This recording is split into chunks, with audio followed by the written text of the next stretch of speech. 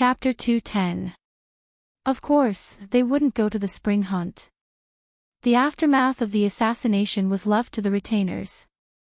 Long Fei hadn't made a personal appearance on Jun Yixie's side, so it probably wouldn't be easy to catch up to him. Still, he probably wouldn't show up so soon this time. Although he'd avoided the strong anesthetic, the poison on Han Yunxi's needles wasn't easy to treat. Han Yunxi wondered if Jun Yixie would try to take her life instead of kidnapping her next time. It seemed like she was the one ruining his plans every time. As the carriage headed towards the capital, Han Yunxi didn't know what to do with Long Fei's sword, so she could only hug it to her chest. This was the sword that Long Fei always carried with him. Han Yunxi didn't understand swords, but she knew that to a swordsman, a sword was as important as his life. She secretly stroked the scabbard and felt that it carried his aura. Domineering, cold, noble, and mysterious. She carefully hugged it as she sat on one side to look at him. She didn't know why, but she suddenly felt a sense of intimacy. For the first time, she truly felt that this man was by her side. Long Fei had long known of this, but he hadn't silenced Grand Concubine Yi's mouth. Who knew if he'd lay his cards on the table with Grand Concubine Yi after they returned? What would Grand Concubine Yi's reaction be if Murong Wanru was already like this? Of course, there was one thing that Han Yunxi had to tell Long Fei clearly. Your Highness, if nothing unexpected happens, Murong Wanru will have a short period of lucidity tonight. Just the time it takes for a stick of incense to burn. This was Murong Wanru's final period of lucidity before she fell into a deep sleep. It was similar to the final radiance of the setting sun. Long Fei didn't express any opinion, but who would have thought that once they arrived at the Duke of Qin's mansion, he would issue a cold order. Servants, esteemed imperial concubine dowager and young madam were assassinated on their way here. Unfortunately, they died. Issue an obituary and prepare for their funeral. As he spoke, he handed Grand Concubine Yi over to Han Yunxi and personally drove Murong Wanru to Marquis Pingbei's estate. Murong Wanru was still breathing, so Han Yunxi didn't know what Long Fei would do. But she was clear that once she reached Marquis Pingbei's estate, she'd become a corpse. And he'd left Grand Concubine Yi's death to her. Han Yunxi stood rooted to the ground. She felt a chill run down her spine. She always knew that this man was ruthless, but she didn't know that he could be so ruthless. He wanted to completely silence her. She couldn't help but feel a lingering fear. Was it a miracle or an exception that she could survive? Suddenly, Han Yunxi remembered something and hastily stepped forward to stop the carriage. Long Fei, wait. Can't do it. Long Fei asked unhappily. There's still someone else who knows this secret. Let's talk inside the estate. Han Yunxi was very serious. She faintly remembered that Grand Concubine Yi had mentioned a mama while she was eavesdropping. This reason was enough to stop Long Fei, but he didn't ask immediately. A complicated look flitted past his eyes before he brought Murong Wanru inside. All of the servants in the peony courtyard had been cleared out. Grand Concubine Yi and Murong Wanru were both lying unconscious on the bed. When esteemed imperial concubine mentioned this, Murong Wanru didn't believe her. Esteemed imperial concubine said that there was a mama who helped deliver the baby who knew about the secret. As for who she was and what her current situation was, esteemed imperial concubine didn't have time to say, Han Yunxi said seriously. Everyone who knew of the secret had been silenced by Grand Concubine Yi in time. Long Fei had investigated the matter thoroughly. But which one was this mama that Grand Concubine Yi had mentioned? Had she been silenced already? If so, Grand Concubine Yi had no need to mention it to Murong Wanru. His origins were too important. He'd rather kill the wrong person than miss it, much less allow it to exist beyond his control. If he wanted to know the truth about this mama, he'd have to ask Grand Concubine Yi herself. When will she wake up? Long Fei Yi asked. By now, Han Yunshi was already taking Grand Concubine Yi's pulse. There's no serious injury, just a fright. She should wake up soon. Long Fei Yi only gave her a single word. Wait. Wait. The entire peony garden had been cleared out. Most likely, Long Fei Yi had made up his mind to kill her. Once he got to the bottom of things, he'd do it all the same. Han Yunshi didn't know how much Long Fei Yi felt for Grand Concubine Yi, but she didn't want to kill anyone. She could choose not to save a white lotus like Murong Wanru, but she couldn't kill Grand Concubine Yi. She'd never been a kind-hearted, soft-hearted girl, and Grand Concubine Yi had never treated her with sincerity either. She couldn't kill her, not because of noble reasons like benevolence and filial piety, but because there was a difference between not saving and killing. She was a doctor and had her own principles. After a moment of silence, Han Yunshi spoke up. Your Highness, Grand Concubine Yi's power today all depends on you. I don't think she'll ever betray you. All these years, you kept her alive even though you knew she wasn't your birth mother. Why do you have to kill her now? Do you think she'll still be calm if Murong Wanru's dead? Long Fei Yi retorted disdainfully. Murong Wanru's only unconscious, not dead. Even if we take 10,000 steps back and say that Murong Wanru's dead, she still has to be calm, because she's already been calm for over a decade. Han Yunshi firmly believed that Long Fei Yi's position in Grand Concubine Yi's heart was far higher than Murong Wanru's. In other words, power, status, face, glory, splendor, wealth, and rank would always be more important than Murong Wanru. Otherwise, Grand Concubine Yi wouldn't have swapped out the crown prince all those years ago. In the past, Grand Concubine Yi was even willing to part with her own daughter when she was favored by the late emperor. Much less now that he's gone, the imperial harem is someone else's world, Han Yunshi added. Long Fei Yi studied Han Yunshi with interest until Han Yunshi slowly shut her mouth. You understand Grand Concubine Yi very well, and you're very smart, Long Fei Yi evaluated objectively. Your Highness, you should understand Grand Concubine Yi very well and know that she's even smarter than me. Han Yunshi had to remind him that Grand Concubine Yi was a shrewd person.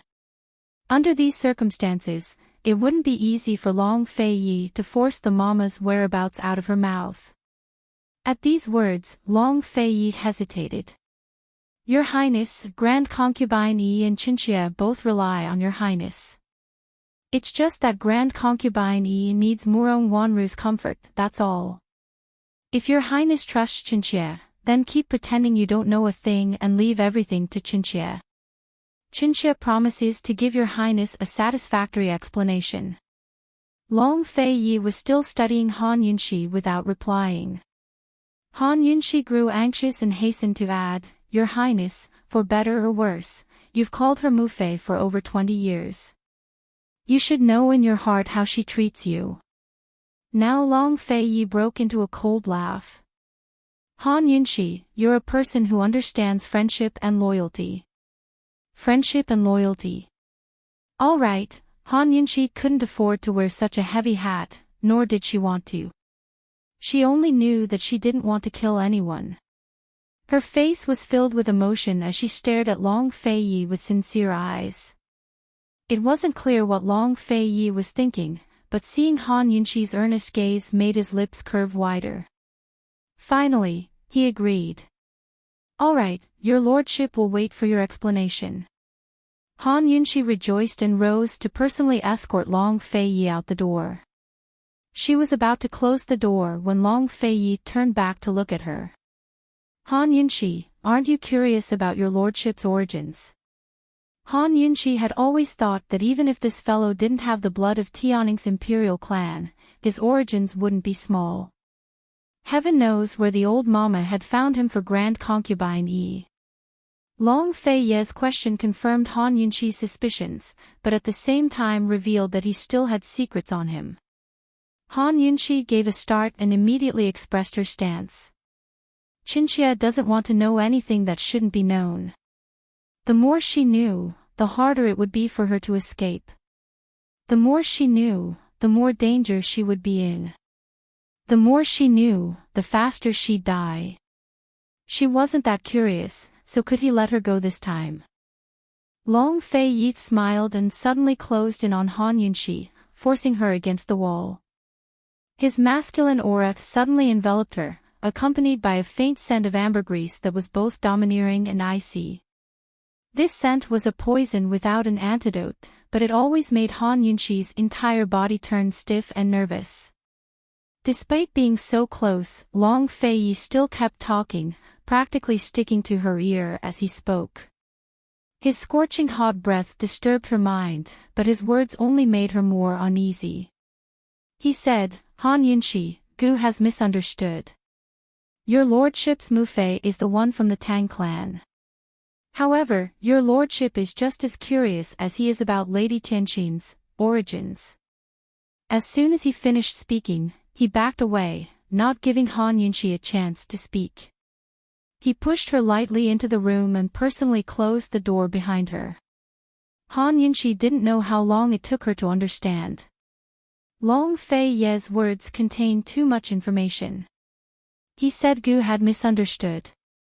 That's why he was clear about Gu's suspicions about her origins when he appeared at the Han estate that day. He said your lordship's Mufei. Did this guy get used to calling her that, or did he still have imperial blood in him? Which clan was he from? His Mufei was a daughter of the Tang clan.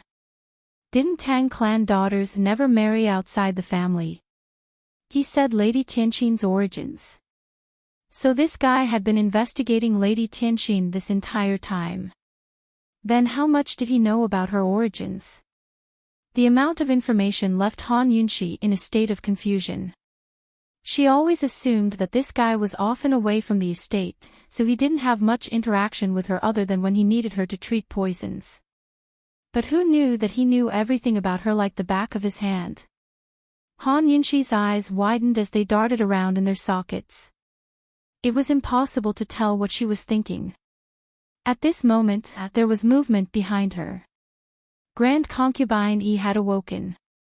Han Yunqi quickly gathered her thoughts and turned around, only to see Grand Concubine Yi sprawled on the edge of the bed, half awake as she stared at her with furrowed brows. Han Yunqi poured a cup of warm water and walked over to help her sit up before carefully feeding her the water. Gradually, Grand Concubine Yi woke up as well. She didn't drink much before pushing aside Han Yunqi's hand and asking, Han Yunqi, what did you do to Wanru? TSK, she really wasn't easy to deal with. Han Yunqi took out 3 needles from her sleeves and stuffed them into Grand Concubine Yi's hands. These were the weapons Murong Wanru had used to assassinate Grand Concubine Yi. These were Han Yunqi's medical needles, but she never left them carelessly. The only time she'd left them in the palace was when she was treating Princess Chongping. Esteemed imperial concubine, it's all thanks to you that I didn't fall into her trap, Han Yunqi said coldly. The carriage driver had gone the wrong way and the assassin had attacked. All of this had been premeditated. Grand Concubine Yi was very clear on Murong Wanru's schemes, but none of that mattered now. What mattered was that Han Yunqi had heard and seen things she shouldn't have. Grand Concubine Yi tossed aside the needles and asked sternly, "Where's my daughter?" Chapter 211. Since you cared so much, why did you abandon her in the first place? Han Yunqi said mildly as she bent down to pick up the needles one by one. Her indifference only made Grand Concubine Yi more fearful and angry. Han Yunqi, don't think you can do anything just because you know this secret. I'll tell you now, you're part of the Duke of Qin's estate too. You're on the same boat. Once this gets out, it won't do you any good. No matter how many wrongs Wanru has committed, don't even think about touching a hair on her head. She was the one who'd been framed and schemed against, but Grand Concubine Yi was warning her before she even got angry. Han Yunqi's lips rose into a mocking smile. Mu Fei, you know Wanru was in the wrong too. Such mockery was an eyesore to Grand Concubine Yi. Han Yunqi, it's all because of you. It's all because of you. If you hadn't married into the family, none of this would have happened. You couldn't tolerate Wanru and wanted to marry her off. You were the cause of the plum blossom meet. You harmed Wanru. It was you who made Wanru become like this. It's all because of you. Grand Concubine Yi clearly knew that Murong Wanru had done many shady things in the past year. How could she still say such things? No matter how big a mistake a daughter made, there was always a reason for it and could be forgiven. But someone else's daughter would always be the main culprit. Han Yunqi, who'd treated her mother-in-law well, felt even more bitterly disappointed than before. She wasn't a saint. Saving Grand Concubine Yi's life was only a matter of principle, but there were many crueler things in this world than death. Han Yunqi stopped hesitating and smiled coldly. Mu Fei, I left these 3 needles with Princess Chongping back then. Grand Concubine Yi fell silent at these words as she looked at her in disbelief. Han Yunqi stuffed the needles into Grand Concubine Yi's hands again. Mu Fei, take a good look. These are my personal medical needles. I can guarantee that I'm the only one in this world who has them. I've never given them to anyone else, except for 3 left in the palace. In other words, it could only be the Empress Dowager who gave it to Murong Wanru. Murong Wanru had thrown in her lot with the Empress Dowager, so killing Grand Concubine Yi had been ordered by the Empress Dowager. Grand Concubine Yi's face turned purple, as if she'd aged a few years in an instant. Her hand trembled as the needles fell to the ground again. She couldn't even take the betrayal of her foster daughter, much less her own daughter. She'd actually colluded with her sworn enemy to take her life. No, she couldn't accept such a blow. Suddenly, she pressed her chest and spat out a mouthful of blood. She muttered to herself as if she had lost her mind, I don't believe it, I don't believe it. Han Yunqi didn't need to say more. She knew best whether she believed it or not. A hateful person must have a pitiful side, and a pitiful person must have a hateful side. Han Yunqi didn't speak, but watched with cold eyes. She rose to stand to one side, but as soon as she left, Grand Concubine Yi saw Murong Wanru lying on the bed across from her. Murong Wanru was unconscious, as quiet as if she had fallen asleep. Grand Concubine Yi hastily rose to her feet. Han Yunqi didn't stop her, but allowed her to stagger away. What's wrong with her? Han Yunqi, what did you do to her? After the first wave of assassins retreated, another wave of real assassins came. She was hit by a poison needle. Before Han Yunqi could finish, Grand Concubine Yi cut her off. Poison needle. You must have been the one who did it. All right, Han Yunqi was too lazy to explain, but admitted it openly. Yes. Moreover, the time to treat the poison was delayed, so it'll never be cured. Grand Concubine Yi immediately narrowed her eyes and threw herself at Han Yunqi like a madwoman. You venomous slut, you did it on purpose. You must have done it on purpose. Han Yunqi avoided her and said calmly, Esteemed Imperial Concubine, His Highness Duke of Qin, still doesn't know about this. Grand Concubine Yi froze in place at these words. Aside from His Highness Duke of Qin, what else could calm her down? After His Highness brought people to rescue us, he went to chase after the assassins. Only, you, me, and Murong Wanru know about what happened in the carriage. Han Yunqi made up a lie. The other 3 families had all seen Long Fei Yi drive the carriage back after defeating the assassins. As for the truth, who would know? Grand Concubine Yi had to keep her cool even if she didn't want to. Han Yunqi, what do you mean by this? Just what do you want? Speak. What she feared the most wasn't Wanru finding out, but Faye. Faye was everything to the Duke of Qin's estate and her lifelong bet. Anyone could know, but not Faye. She wanted to be His Highness Duke of Qin's Mufei for the rest of her life. She was the most powerful imperial concubine in the history of the Tianning dynasty. Han Yunshi had been waiting for these exact words. Esteemed imperial concubine, I'll give you 2 conditions in exchange for 2 conditions. How about it? Would Grand Concubine Yi vomit to death if she knew the truth? In any case, she had no room to refuse now. Speak, she said through gritted teeth. First, although I can't treat the poison, I can give you some medicine every month to keep Murong Wanru alive. I can guarantee that she won't die and will be a quiet sleeping beauty. Second, from now on, I won't tell His Highness Duke of Qin about this. Han Yunshi spoke very simply, but both conditions were lies. Grand Concubine Yi hesitated. In truth, she couldn't refuse either of the conditions. Cold as she looked at Han Yunshi, she was both unwilling and helpless. In the end, she had to agree. Han Yunshi, what 2 conditions do you want from me? First, tell me why the mama who delivered the baby was still alive. Who and where she is. Grand Concubine Yi couldn't help but interrupt. So you heard everything. Actually, Han Yunshi wasn't sure whether the mama was still alive. She was only probing, and as expected, she found out. What, esteemed imperial concubine doesn't want to say.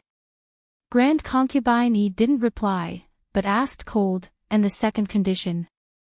Han Yunshi wasn't in a rush for an answer, but smiled. The second condition is simple enough for Mufei. Mufei suffered a fright this time, so you can rest at ease in the ancestral hall. Leave the affairs of the Duke of Qin's estate to Qinxia in the future. If this wasn't power in the Duke of Qin's estate, then what was it? The true power lay in the Duke of Qin's hands, but he lived alone in the hibiscus courtyard and rarely took care of affairs. Grand Concubine Yi had always been in charge of personnel and finances. Although she couldn't control the Duke of Qin, she was still the mistress of the Duke of Qin's estate. Han Yunshi wanted to take her place. How ambitious! As soon as she spoke, Grand Concubine Yi slapped the table and rose to her feet in rage. Han Yunshi, you're impudent. Han Yunshi really did want to wield power, but she didn't want the status or prestige of a mistress. She only wanted a free and unfettered life and a relaxed environment. Originally, she lived in a corner of the leisurely cloud pavilion with many inconveniences. Now that her relationship with Grand Concubine Yi had deteriorated to this point, how could she have good days ahead of her? All she wanted was a home where she could come and go as she pleased and speak freely. It's almost dark, so His Highness should be back soon. If Mufei can't accept it, then there's nothing left for us to talk about, Han Yunshi said as she prepared to leave. Stop right there. Grand Concubine Yi said sternly. Han Yunshi was happy to stop and turn back to look at her. Mufei, have you thought it over? Grand Concubine Yi couldn't take it anymore, but she had to. For Wanru and herself, she had no other choice. Once Han Yunshi told Faye, with his personality, her and Wanru's fate would only be, thinking up to here, she didn't dare to think any further. In a cold voice, she said, Han Yunshi, I promise you.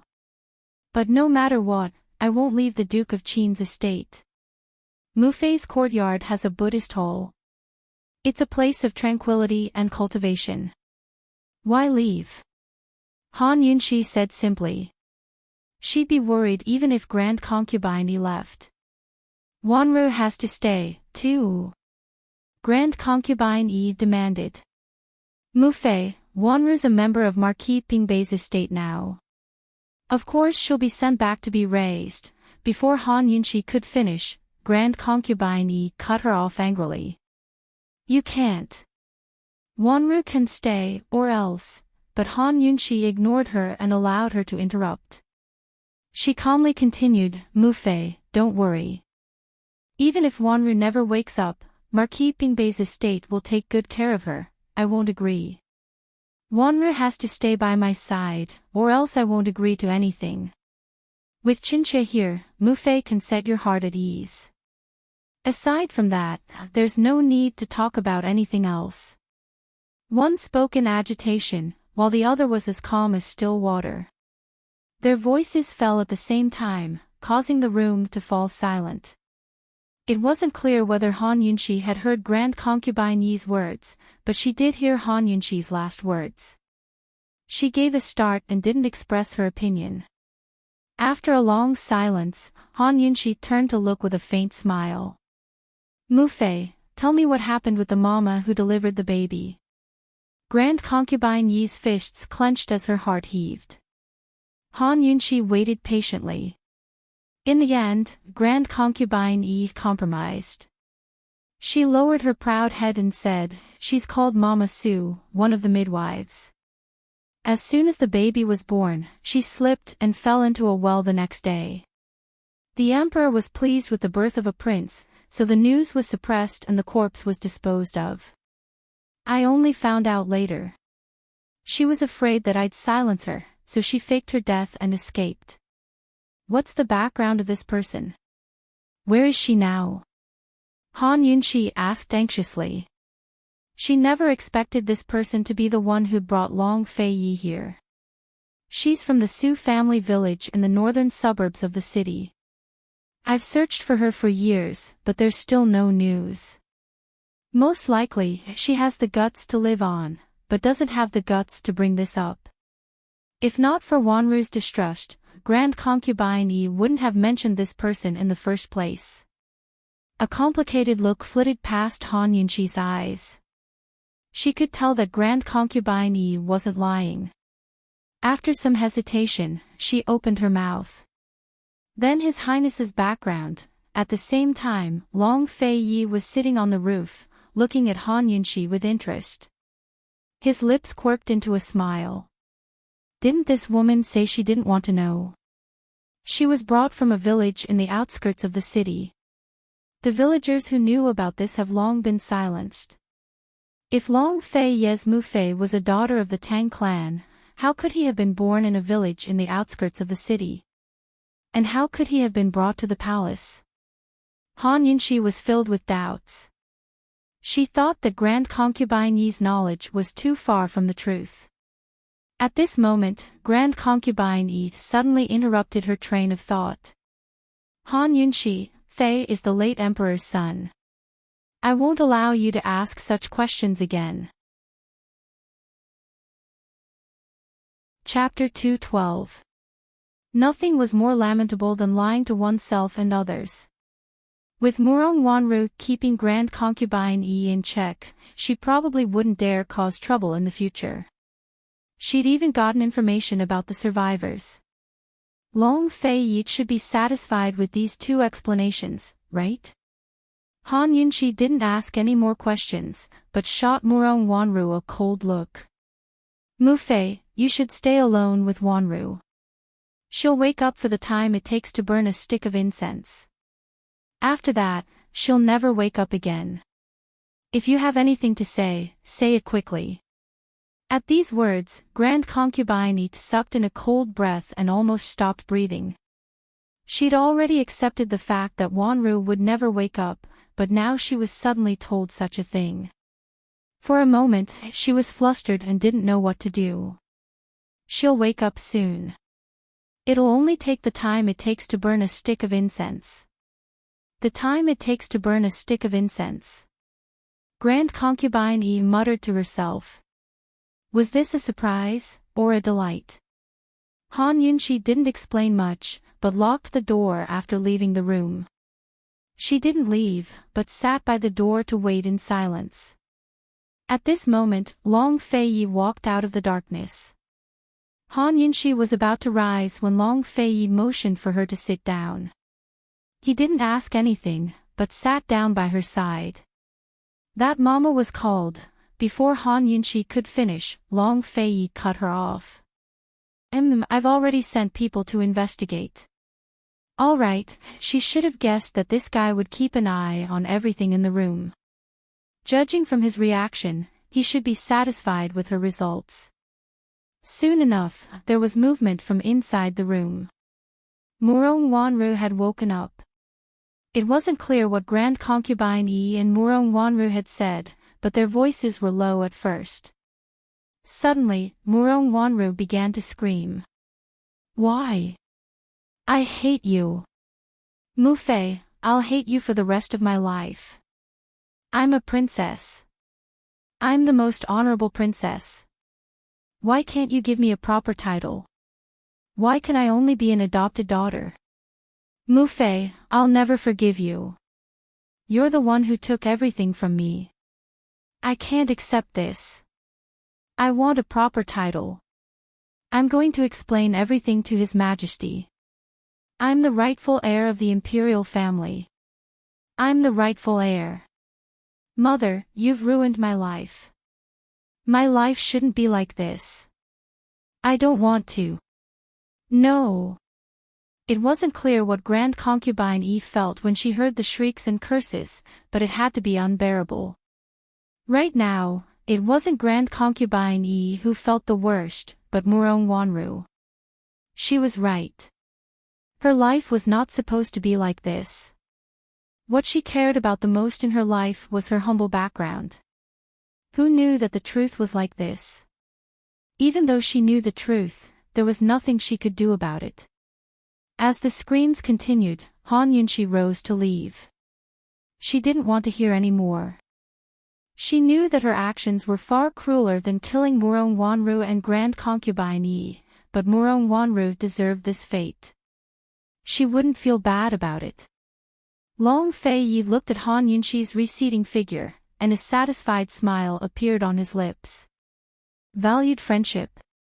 Han Yunxi, you're ruthless enough, but your lordship wants a ruthless heart like this. Naturally, Marquis Pingbei's estate, the Duke's estate, and the official of the Ministry of Appointments had no interest in the spring hunt. They'd rushed back overnight to wait in the guest hall.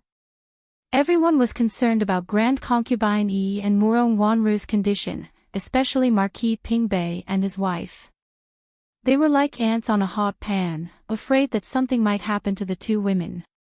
This was a high branch they'd worked so hard to climb. If it broke, they'd fall to an unsightly state.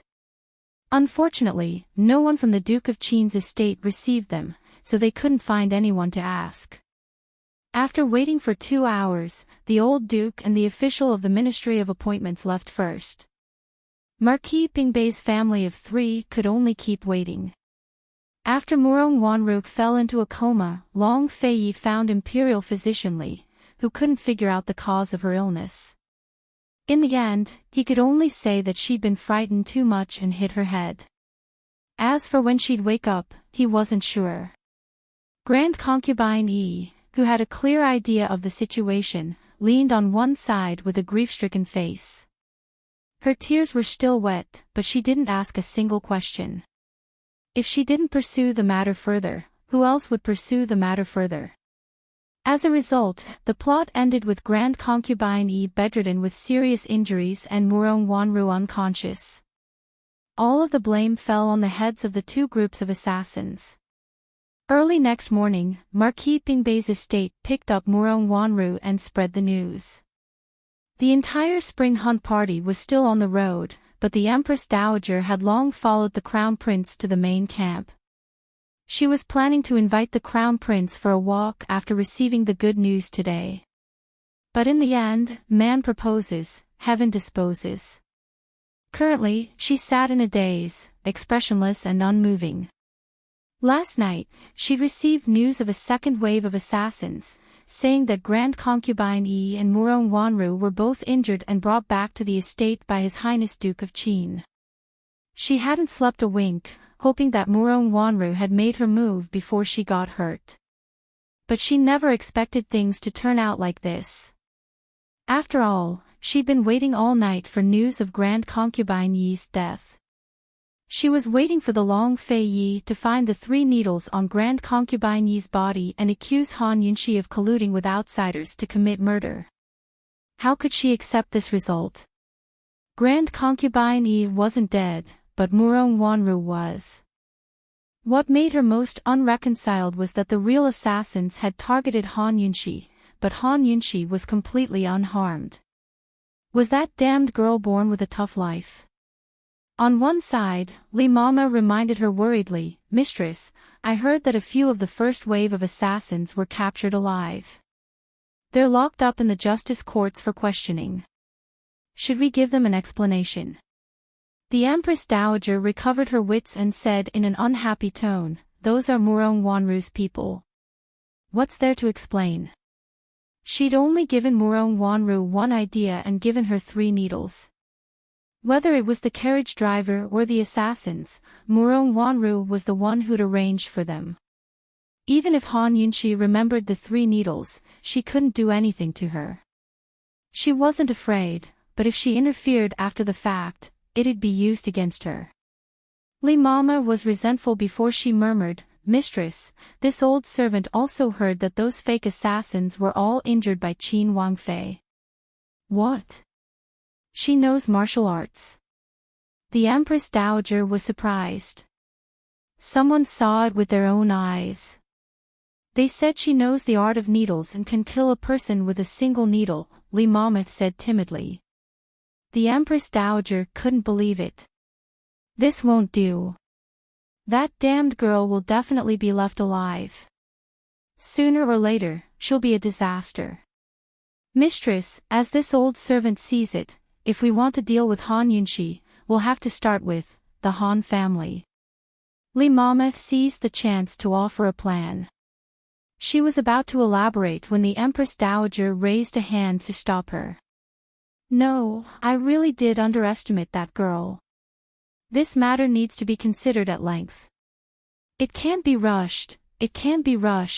The Empress Dowager didn't attend the spring hunt, but returned to the palace the next day on the pretext that she wasn't feeling well. A month later, the justice courts didn't get anything out of the assassins' mouths. The assassination attempt seemed to have passed just like that. But Grand Concubine Yi, who'd been recuperating for a month, suddenly announced that she wanted to devote herself to paying respects to Buddha and leave all matters of the Duke of Qin's household to Han Yunxi. From now on, Han Yunxi was the head of the household. Once the news came out, the entire capital was in an uproar. Big streets and small alleys were filled with discussions. Everyone said that Han Yunxi was favored, but no one expected her to wield power in the Duke of Qin's household so quickly. In this way, the title of Qin Wangfei was true to her name.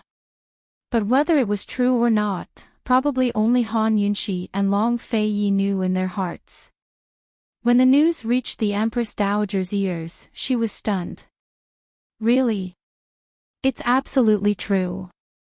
I heard that the Duke of Qin's household fired a bunch of servants yesterday.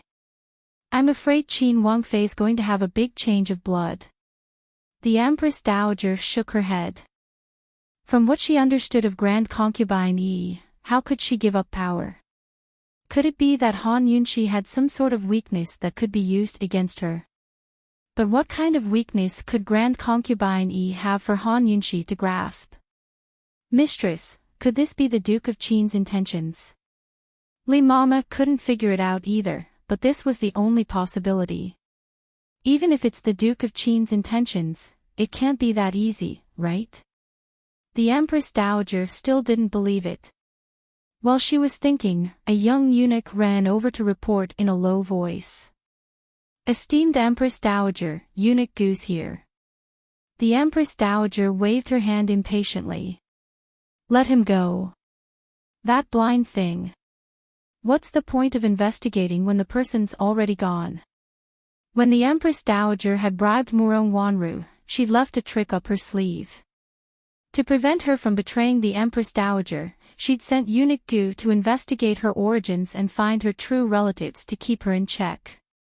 Now Murong Wanru was no different from a corpse. It was useless to investigate any further. The eunuch was about to leave when Li Mama spoke up. Mistress, since you've already investigated, why don't you listen? No matter what, Murong Wanru's still lying in Marquis Pingbei's estate. I heard that Grand Concubine Yi even went to see her twice. Seeing the Empress Dowager remain silent, Li Mama ordered the eunuch to hurry and bring him in. But Eunuch Gu came with news as soon as he entered. To reply, esteemed Empress Dowager, this old servant followed the records of the past and found that all of Murong Wanru's closest relatives have already passed away. There's no news of any of her other relatives, so there's no way to find them. Murong Wanru had been personally chosen by the Empress to be Princess Chomping's playgirl. She was only 6 years old and an orphan who had been raised by relatives. She was from the Qin village in the southern suburbs of the city. Because she was personally chosen by the Empress, Grand Concubine Yi didn't raise any suspicions at the time. Moreover, Grand Concubine Yi couldn't bear any more children after giving birth to the Duke of Qin. She especially liked daughters, so this matter was a matter of course. But after hearing Eunuch Gu's words, the Empress Dowager seemed to be enlightened. She smelled a familiar scent.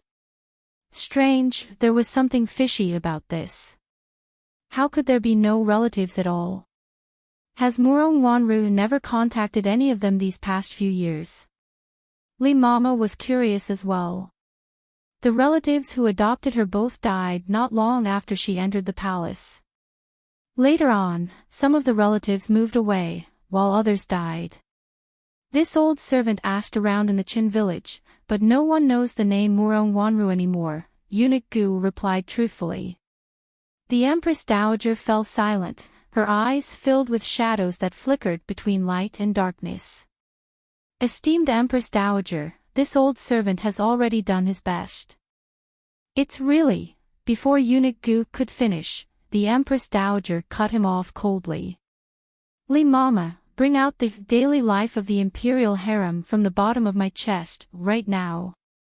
The daily life of the Imperial Harem recorded the affairs of the concubines in the Imperial Harem, pregnancy, childbirth, and so on. Normally, the Empress Dowager was in charge of these matters. Naturally, the book in the Empress Dowager's hands recorded the events of the previous emperor's reign. Empress Dowager, what do you want to find out?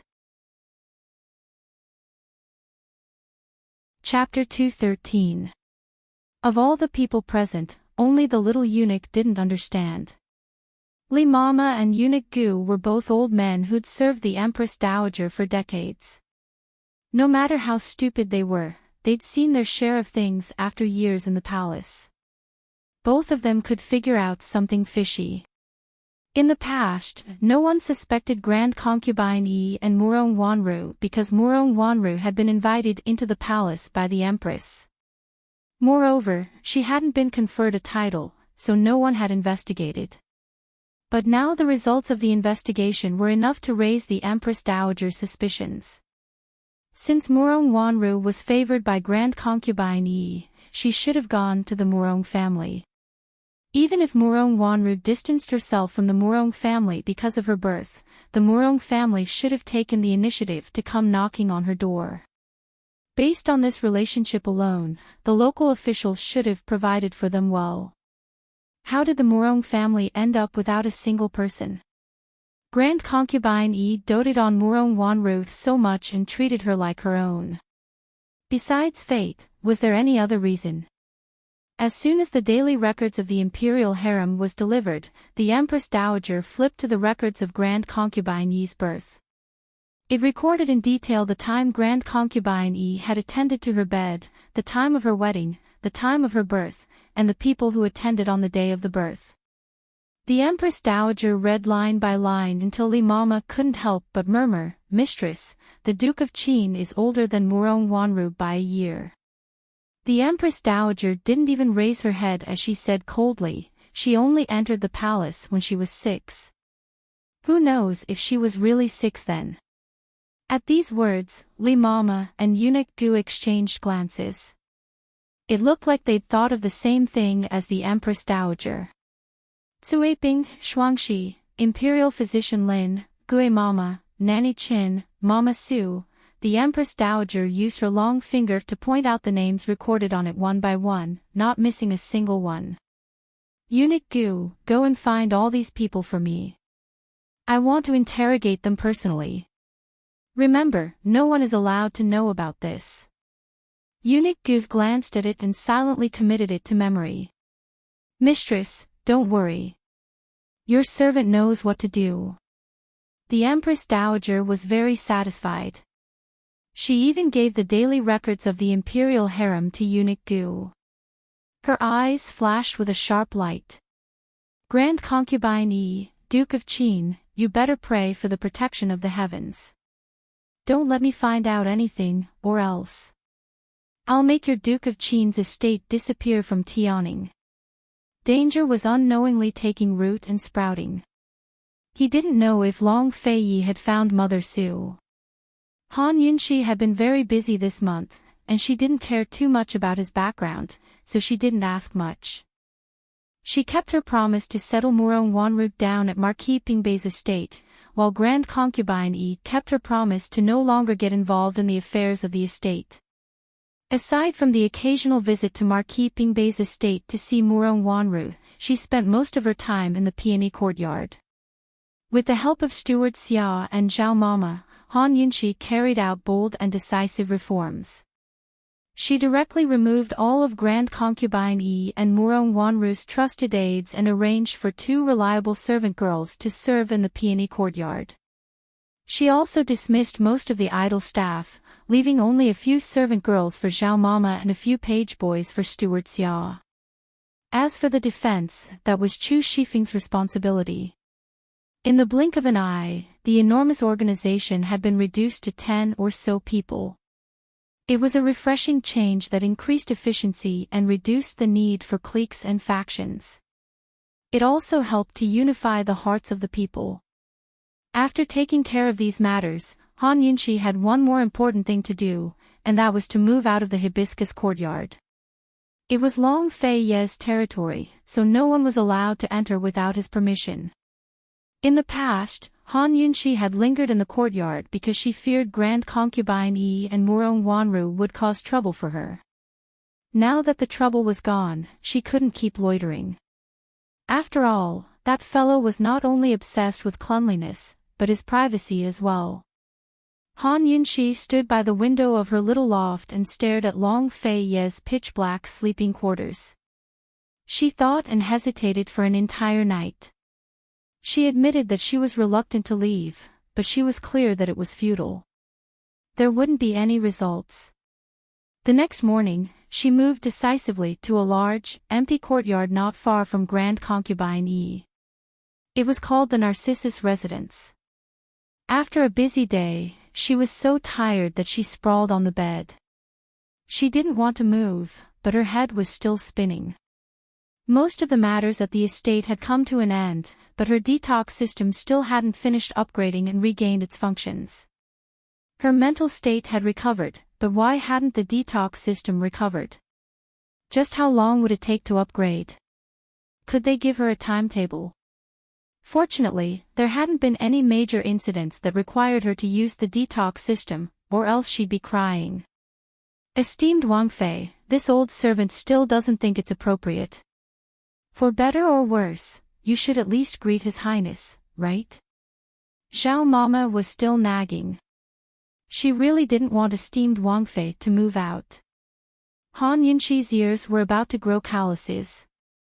She waved a hand and said, "Zhao Mama, it's getting late. You should go to sleep." All right, even Zhao Mama was tired of coaxing herself. She shook her head helplessly and silently withdrew.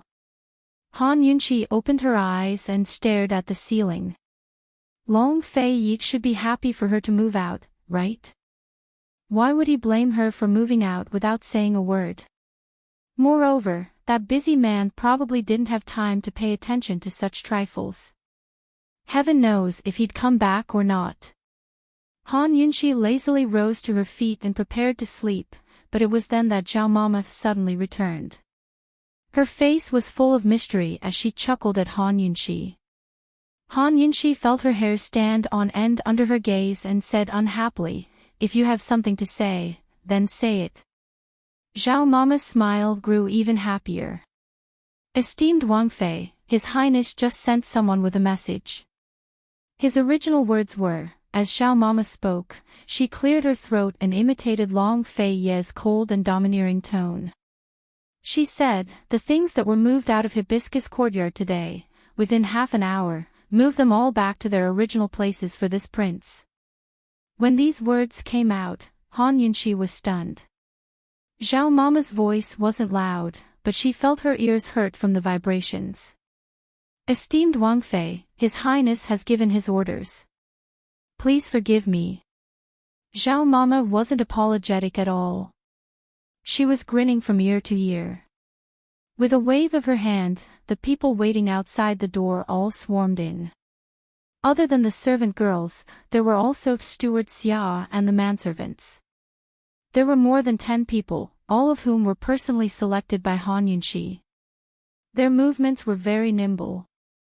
They swarmed in like a swarm of bees and swarmed out like a swarm of bees. After a few trips, the large courtyard looked like it had been ransacked and emptied. Han Yunxi had always hated overbearing and unreasonable people, but when she looked at the empty room, she didn't know why, but she didn't feel disgusted at all. Instead, she felt an indescribable feeling. At this time, Zhao Mama came over again. "Esteemed Wang Fei, His Highness has sent another message." Han Yunxi found that she was a little nervous. She anxiously asked, "What message?" However, Zhao Mama kept her in suspense. "Esteemed Wang Fei, guess. Are you going to say it or not?" Han Yunxi was about to get angry. Zhao Mama wasn't afraid of her. She smiled happily. "Esteemed Wang Fei, His Highness said that everyone who came out has to go back." When these words came out, Han Yunxi's heartbeat suddenly sped up. He wanted her to move back. He was very domineering and forceful in ordering her to go back. So, she wasn't just hanging around before. So, Han Yunxi stared blankly at Zhao Mama, not speaking for a long time. "Esteemed Wang Fei, this old servant is going back. What about you?" Zhao Mama asked sneakily. Han Yunxi didn't answer. Instead, she turned around and ran straight to Hibiscus Courtyard. Zhao Mama was dumbstruck. She didn't react for a long time. What was wrong with her mistress? What kind of reaction was this? Han Yunxi ran to Long Fei Ye's sleeping quarters without stopping. When she saw that the lights in the palace were lit, she rushed in without thinking. Last night, she stood in front of the window sill and hesitated all night. If she was being impulsive today, then let her be impulsive for once. She only wanted to ask why. Why did he want her to move back? She admitted that the throbbing in her heart was looking forward to a reason. But who knew that when she rushed in, she would see Long Fei stripping off his clothes and about to step into the hot spring pool. Every part of his slender body was refined to perfection, the cold, hard lines of his body as perfect as a knife. The strong visual impact caused Han Yunxi to stop in her tracks and stiffen in place. She only felt blood rush to her head as she narrowly avoided having her heart and soul shatter. Even though her heart was on the verge of shattering, Han Yunxi's line of sight was still beyond her control. She couldn't look away no matter what. That unruly back, that sexy butt, those slender legs. Every part of it seemed to contain limitless power that made one's imagination run wild. At this moment, Han Yunxi only had one feeling. She was hopeless. Perhaps Han Yunxi didn't notice how hot her gaze was, but Long Fei felt it. He always hated this kind of delusion and peeping. But this time, he didn't reject it at all. Instead, he wanted to see the expression of the woman behind him. He reached out and grabbed a long robe from the side, casually wrapping it around his body. At this moment, Han Yunxi regained her senses. Long Fei had already turned around and looked at her. She was like a thief who had been caught red-handed. Her little face immediately turned red and she subconsciously turned to run. But Long Fei Ye's figure flashed and blocked her way. He was really bad. He raised his eyebrows and sized her up, but didn't say a word. She lowered her head, her chin almost touching her neck. Her scalp was numb. She wished she could find a hole to hide in and return to the modern world. Who let you in? Finally, he spoke. The eloquent Han Yunshi stuttered, didn't you say you wanted me to come back? This prince asked you to return to Leisurely Cloud Pavilion. I didn't ask you to come in, he retorted mercilessly. She panicked and blurted out, why did you ask me to return to Leisurely Cloud Pavilion? She only came to her senses after she spoke. That's right, she came to ask him for a reason. Why? Long Fei Yi didn't expect her to ask this. But he was still very strong, this is an order. There's no reason. Han Yunshi secretly took a deep breath. She gathered her courage and looked up at him, if there's no reason, I refuse to come back. Her cheeks and ears were still bright red, as if they were on fire. But her eyes were shining, serious and stubborn, staring straight into his eyes. The two of them looked at each other. The room was silent, and the world seemed to be quiet. Long Fei Yi didn't answer for a long time, but Han Yunshi waited very seriously. Long Fei, I think I like you just a little bit. Just a little bit. Give me an answer. Maybe my heart will die, or maybe my heart will be moved. Chapter 2:14. The night always made people impulsive. Hidden beneath the silence were surging waves. Han Yunshi could hear her own heart beating wildly. She was waiting for an answer. Why? His every word and action was only for himself. He didn't need to explain it to anyone else. Long Fei Yi looked at the woman in front of him, his dark eyes as deep as the sea. His face remained expressionless, but a trace of complex emotions flashed through his eyes so quickly that no one noticed. There's no why. This is an order, he finally spoke. I refuse to obey. Han Yunshi didn't hesitate. You have no room to refuse.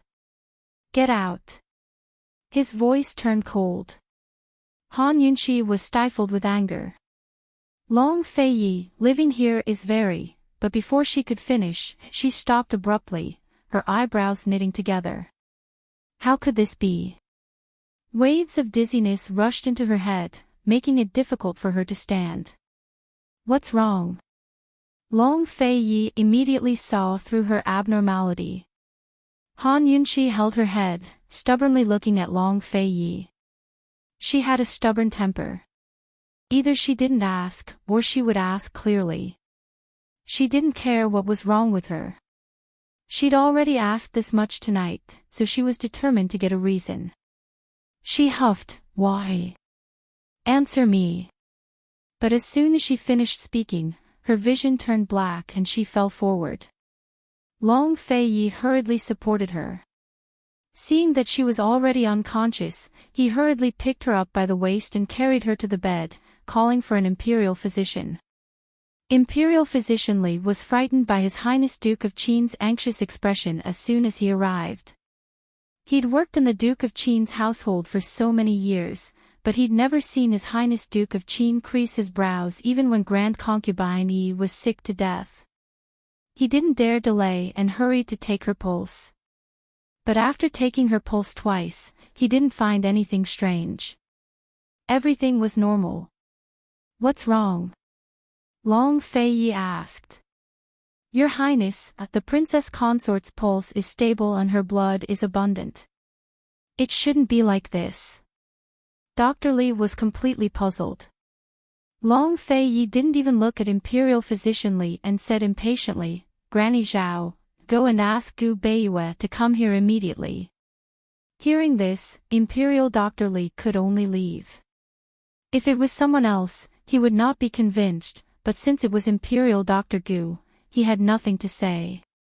Gu Beiyue had rushed over in the middle of the night.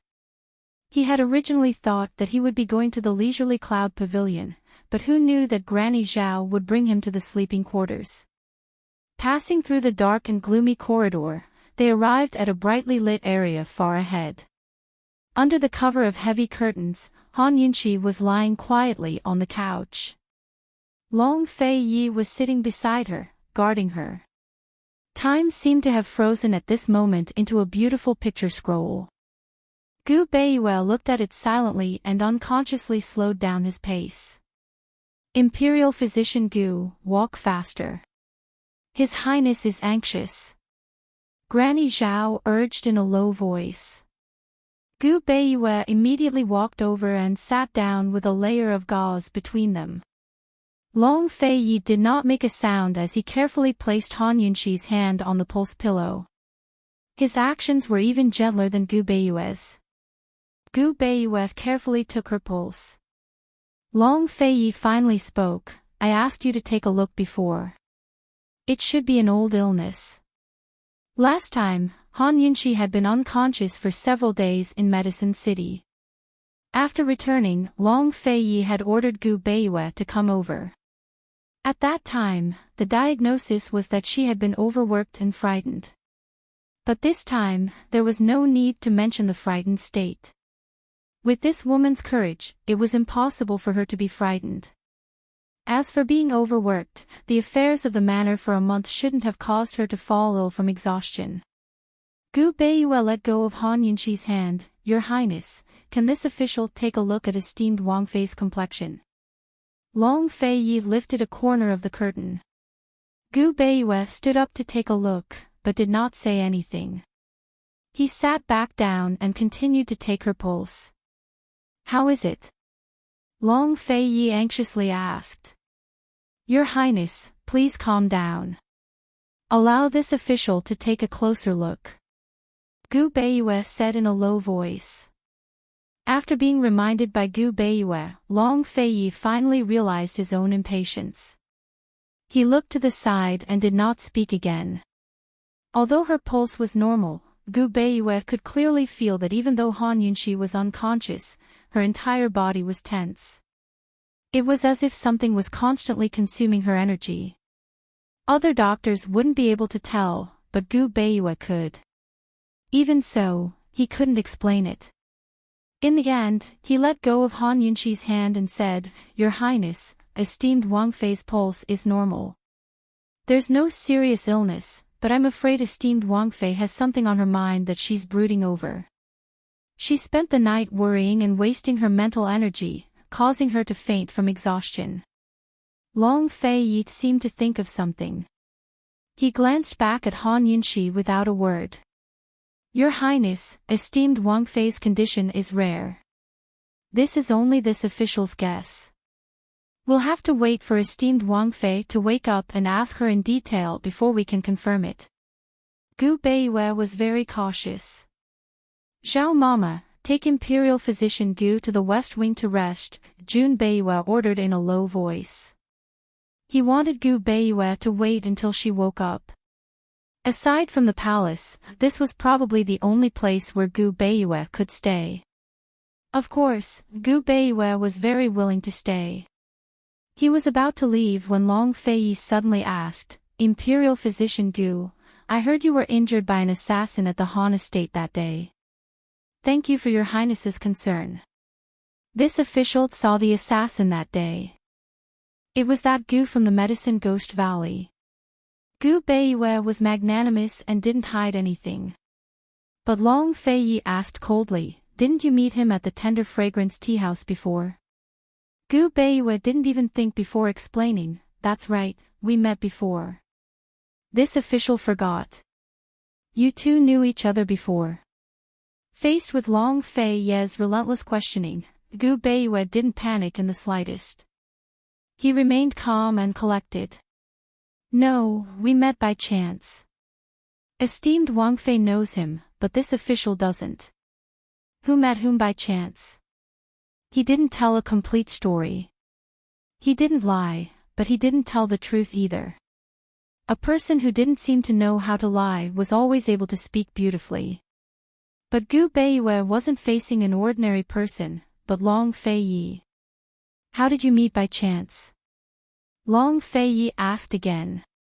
On the side, Zhao Mama suddenly felt that something was wrong with the atmosphere. What's wrong with His Highness? Where did he get the mood to ask so many trivial questions? Gu Beiyue's eyes flashed with a helpless smile before he answered truthfully. This official met esteemed Wang Fei to ask about poisons and met Gu by chance. The matter from several months ago had finally been clarified. Long Feiyi was quite satisfied. He waved his hand to indicate that Gu Beiyue could withdraw. If Han Yunxi heard Long Feiyi's questions, who knew what she would think? She would probably forget about this matter. At this moment, she was completely unaware of what was happening around her.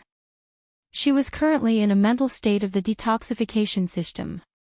Yes, she was in a mental state of the detoxification system. Before, Han Yunxi could only use her consciousness to control the detoxification system. She could use all the functions and use any medicine she wanted. However, this was only limited to her consciousness. But now, she was in the detoxification system. She could clearly see everything in the detoxification system. The nightmare she had before was that she was in the detoxification system. But because the upgrade hadn't been completed, she had the illusion that the medicine was flying around. The engineer who developed the detoxification system had always told her that it was a system and a space. In fact, Han Yunxi didn't understand the meaning of a space at first. But now that she was in the detoxification system, she finally experienced the meaning of space. It was a private world that belonged exclusively to her. Her surroundings were dark. On her right was a huge storage room. She walked in and found that there were all kinds of medicine and gold needles stored inside. They were all things she brought from the modern era. It could be said that it was the detoxification system's medicine storage room. She didn't need to expend any energy to take things out of the detoxification space. It was much easier than outside. With just a thought, things flew out and fell into her hands. On her left was the poison pond that she had stolen from Medicine City. The pond was filled with all kinds of new poisonous herbs. In fact, when Han Yunxi hid these things inside, she couldn't imagine what kind of form these things would be stored in the detoxification system. Looking at everything in front of her, she almost thought that the poison pond and poisonous herbs were native to the detoxification system and not foreign things. She didn't steal anyone's pond, but the poison water had formed a pond of its own here. The poisonous herbs in the pond were growing especially vigorously. Many of the poisonous herbs had already begun to show their toxicity. Han Yunxi walked closer and casually planted an unknown flower. Then, a reminder from the detoxification system sounded in her mind. The pollen is poisonous and can cause itching. Scratch until you see blood to stop the itching.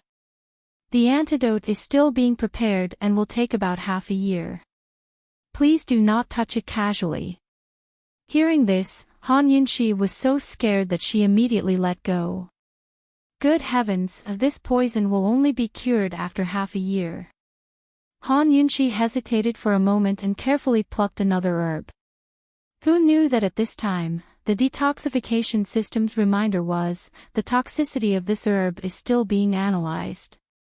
It will take 3 months. What a ridiculous speed. However, Han Yunxi was still shocked. One had to know that before, the detoxification system couldn't analyze the toxicity of the poison pond. Now, it could actually analyze the poison raised by the poison pond and could even prepare an antidote. So, this was a new function added after the upgrade. She could find the raw materials of the poison and let the detoxification system cultivate them and prepare an antidote. This was simply great news. What Jun Xia wanted to do in the medicinal herb forest, she snatched it and did it here. In other words, she had become the most dangerous person in the world of poison. Thinking of this, the corners of Han Yunxi's mouth gently parted, revealing a trace of a sinister smile. The detoxification system carried a portion of poisons that didn't exist in ancient times. However, it was only a portion. Moreover, the type was singular and the quantity was very limited. For example, strong anesthetics. Now that she had the cultivation function of the detoxification system, would she still be afraid that she didn't have any miraculous medicines? Hiding from the dense poisonous pond, Han Yunxi was especially looking forward to the day when she would have a good harvest. Other than the storage room and the poisonous pond, the surroundings were empty. In the distance, it was so dark that she couldn't even see her own fingers if she stretched out her hand. This space was so big, could it be hiding some secrets that she didn't know? Han Yunxi tried to walk forward, but who knew that as soon as she walked past the poisonous pond, she would immediately feel dizzy. She couldn't even take another step forward. Her vision turned black and she immediately fainted. She fainted in the detoxification system, but in reality, she opened her eyes without warning. She saw an incomparably luxurious round canopy above her head. What is this place? Han Yunxi looked to the side in a daze, only to see. Chapter 2:15. Han Yunxi looked to the side in a daze, only to see Long Fei Yi leaning on the side with his eyes closed. That grave and stern face that angered both men and gods was especially quiet at this moment, like a painting. No matter how one looked at it, it was a kind of enjoyment. Han Yunxi was shocked and subconsciously pursed her lips, afraid that she would wake him up. Only then did she realize that she was actually sleeping on the bed in his bedchamber. Above her head was a towering and luxurious umbrella-shaped canopy. Below her was an extremely soft white fox fur coat, and covered her body with a silk brocade quilt that was as light as goose feathers. Around her was the same fresh scent as his body, with a unique faint scent of ambergris. While everything displayed his nobility, it also represented this man's most private sleeping preferences and habits. Lying here was equivalent to completely stepping into his world, and it was terrifying. She wanted to get up, but she was infatuated with this comfort and safety. At this moment, Long Fei Yi suddenly opened his eyes and glanced at her from the corner of his eyes. "You're awake." When did he wake up? Or was he not asleep all this time and was just pretending to be asleep? "I just woke up, What's wrong?" She pretended to be confused. She knew that once the detoxification system's upgrade was completed, she would completely return to normal. She couldn't enter the unknown realm in the detoxification space. Presumably, it still needed to be developed and upgraded. If the poison pond's water triggered the detoxification system's upgrade, what else could trigger the detoxification system's second upgrade? How many unknown functions were still waiting to be developed? Han Yunxi couldn't think of anything, but she believed that the surprises would only get bigger and bigger. She was in a daze when Long Fei Yi suddenly asked, "Do you have something on your mind?" Why did he suddenly ask this? This time, Han Yunxi was really at a loss.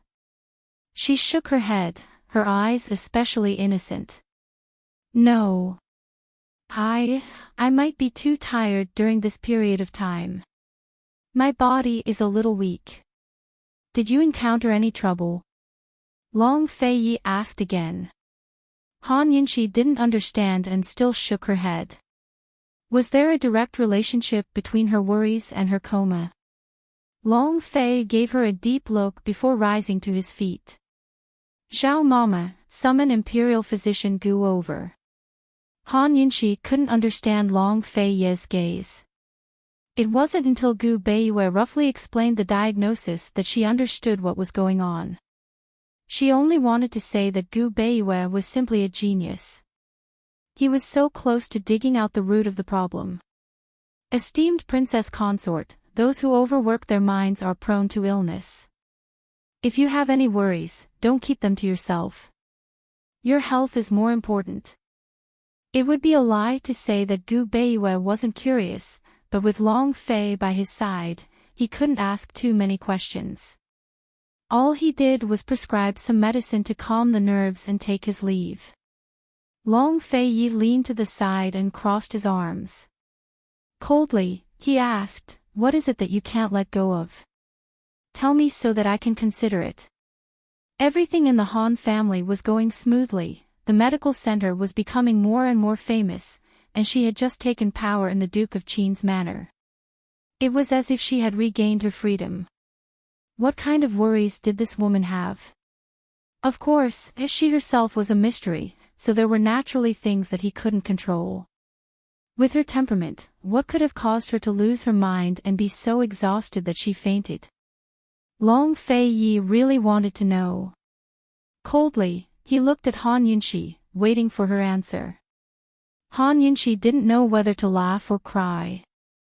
Even if the sky fell, she wouldn't do anything that would make her depressed. Ignoring Long Fei's questioning gaze, she got off the bed and lightly said, "Your Highness, this concubine is really fine." Han Yunxi, are you hiding something from this prince? Long Fei persistently wanted to know. However, this suspicious tone made Han Yunxi very uncomfortable. Who was he to her? She had plenty of things that she didn't want him to know, okay? Han Yunxi turned around and patiently said, "This concubine does have something on her mind. This concubine's heart is flustered and can't think through it. This concubine is also angry." Flustered and angry. Did someone bully her? A trace of seriousness flashed through Long Fei's cold eyes, but he didn't make a sound and waited for her to continue.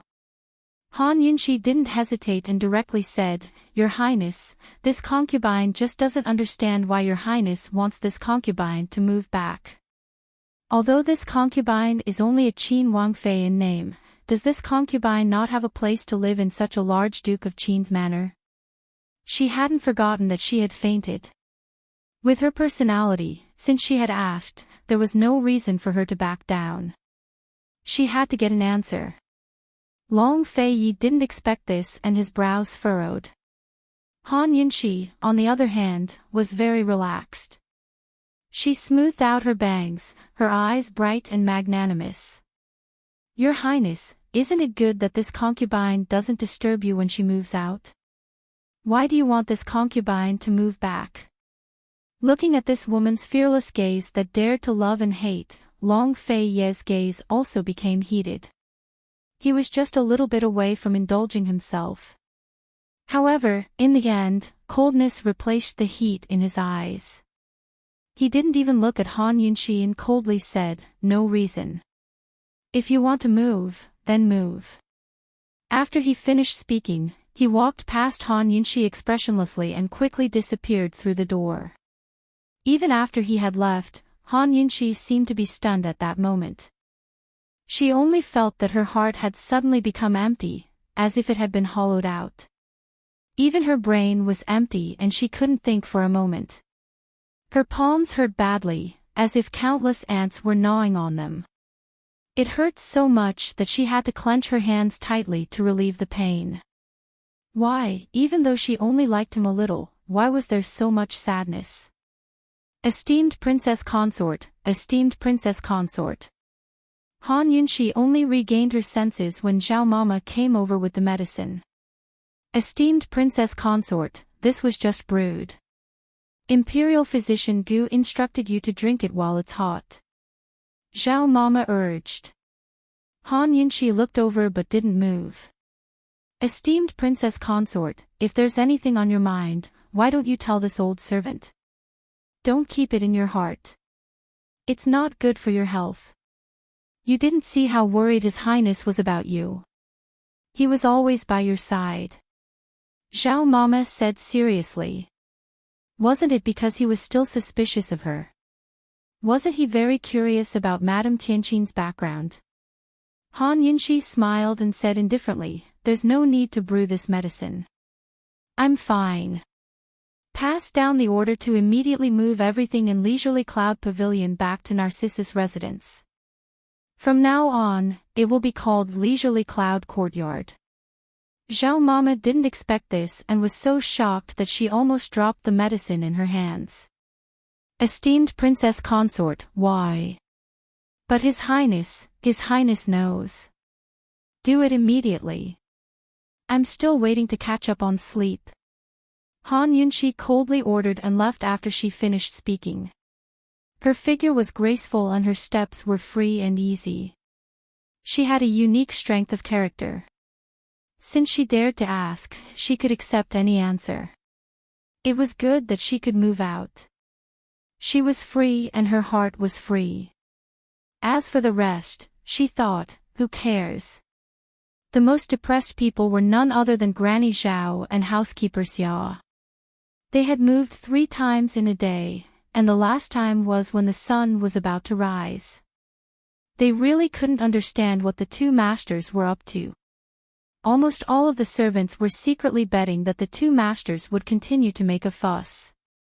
But Long Feiyi didn't ask any more questions, while Han Yunxi settled down in Leisurely Cloud Courtyard. The next few days passed peacefully.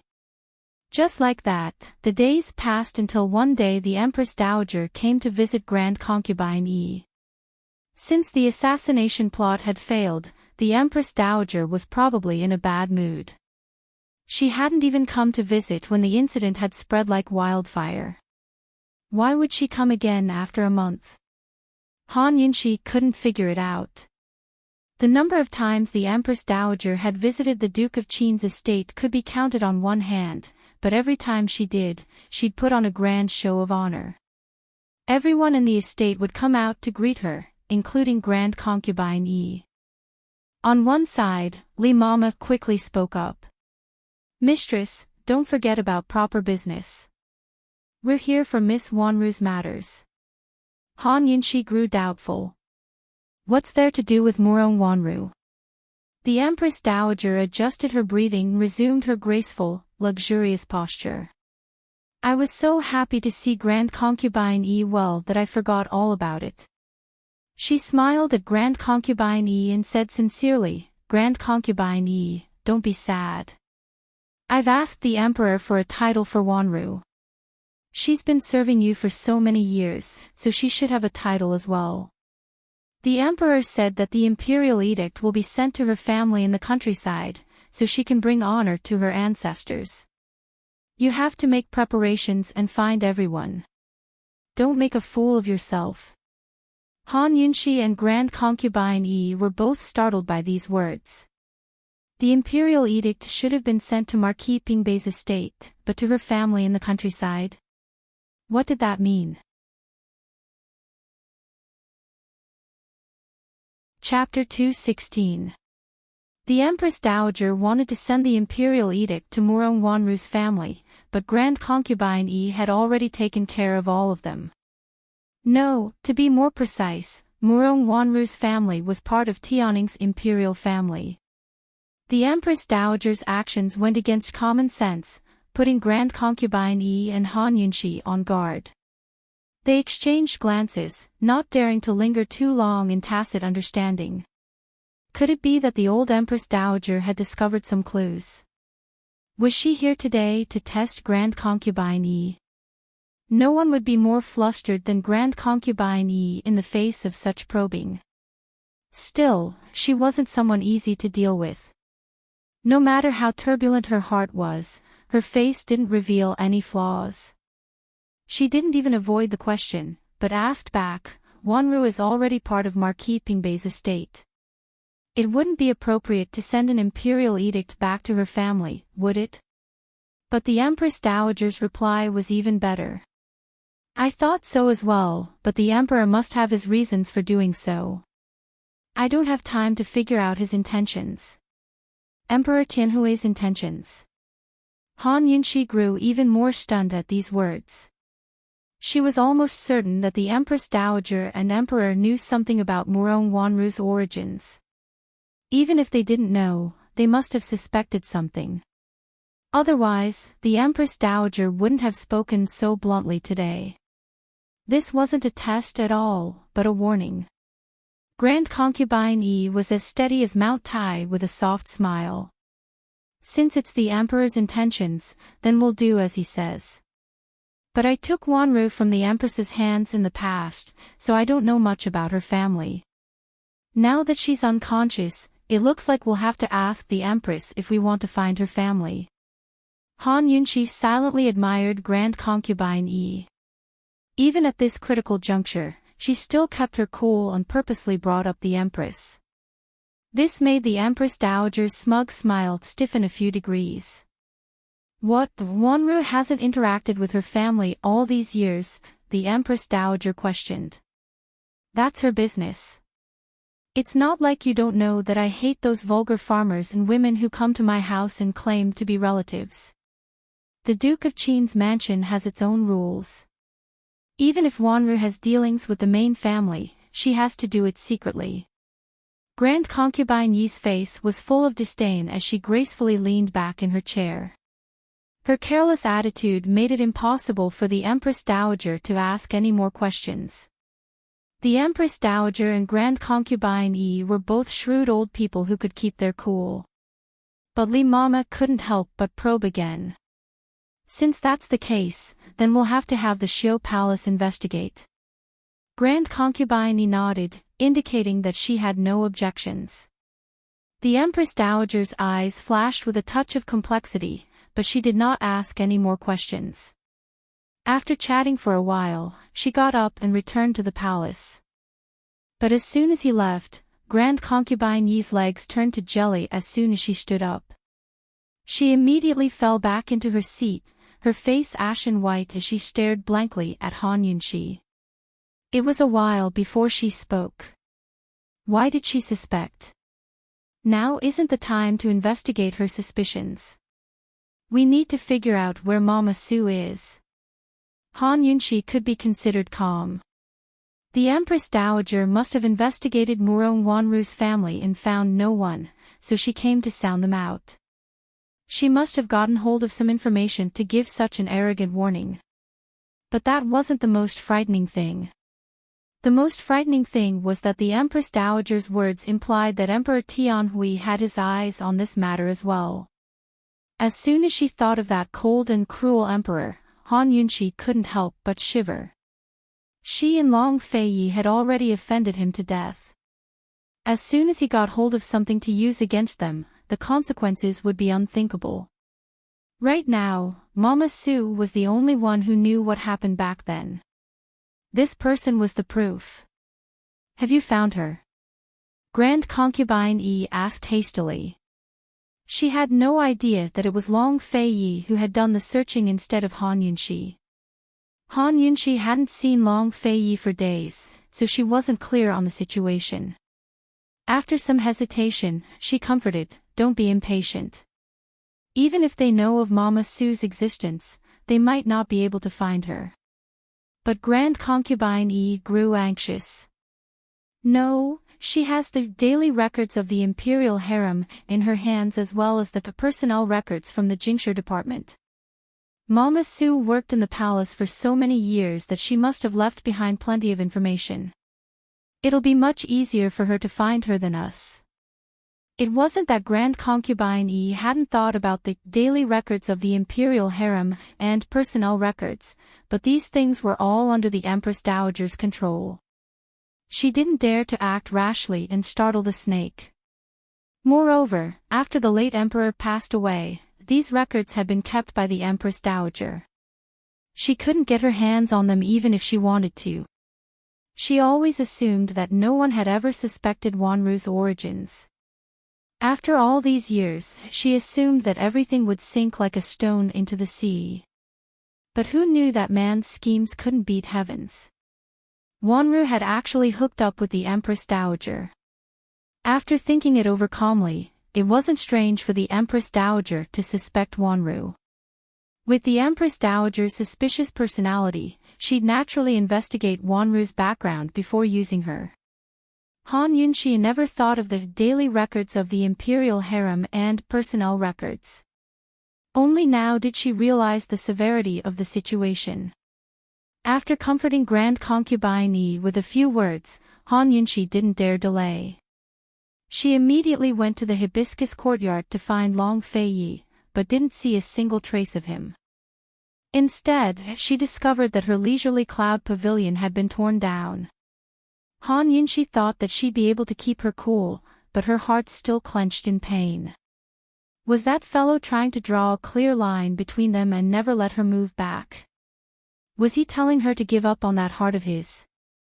Since he didn't mean it, why did he let her know about the Tang clan's secrets and let her get so close? Han Yunshi stood in front of the leisurely cloud pavilion for a while before ignoring everything and hurrying towards the solitary enclosure. A second late was too late, but a second early was too early. By the time Han Yunshi arrived, Long Fei Yi was just about to leave the house. It had been a few days since she'd seen him, but he was still cold, aloof, and inviolable. She wasn't unfamiliar with him, but simply told him about the Empress Dowager's visit. They must have gotten hold of some clues, or else the Empress Dowager wouldn't act so rashly, she said anxiously. Still, he wasn't in a rush. Coldly, he said, "You're even more anxious than Grand Concubine Yi." Han Yunshi felt uncomfortable hearing those words. She admitted frankly, "Of course I'm anxious. Dozens of lives in the Duke of Qin's estate are tied to this matter, including me. I don't want to fall into Emperor Tianhui's hands. That's a reason." Long Fei Yi nodded his head in satisfaction. He didn't explain, but said, "Go back and wait for news. I'll wait for His Highness's good news." She didn't ask or waste words, but turned to leave, leaving behind a confident figure. But just as Han Yunshi was about to leave, Long Fei Yi suddenly called after her. "Han Yunshi." Han Yunshi turned to look at him. "Does your highness have any other orders? Since you don't want to fall into Emperor Tianhui's hands, then take a trip with your lordship," Long Fei Yi said, his emotions unreadable. "Go with him to find Mama Su." He had news. Han Yunshi was still lost in thought when Long Fei Yi mounted his horse and came to her side. He didn't explain a thing, but reached out his hand. "Fine, I'll go. Who's afraid of him?" Han Yunshi didn't hesitate to give her small hand to his. Her hand was very cold, slender and boneless. His hand was even colder, the bones of his fingers distinct. When the two hands clasped together, there was a strange attraction between them that made both of them feel comfortable. As soon as she got on the horse, he let go of her hand, but kept an arm around her waist while the other pulled on the reins to spur the horse forward. Han Yunshi thought she could stay calm as she leaned against the familiar embrace. But in the end, she lost herself in the familiar scent of ambergris. Gradually, her thoughts wandered until she didn't even know how she arrived at Medicine City. Finally, Han Yunshi grew curious. "What are we doing here?" "We've received news that Mama Su is working as a servant in Medicine City's Mu clan. They'll come tonight to take her away," Long Fei Yi said mildly as he hid in the shadows of the city gates. Han Yunshi was surprised. She never expected Mama Su to sneak into Medicine City, much less news of the Empress Dowager. No wonder she was so arrogant when she first arrived at the Duke of Qin's estate. But on second thought, she felt something was off. She wouldn't be so high profile before she got her hands on the person. Wasn't she afraid of beating the grass and startling the snake?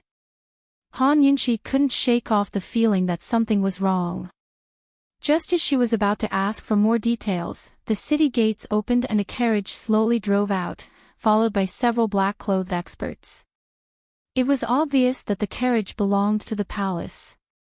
"They're here." As soon as the carriage exited the city gates, it sped off.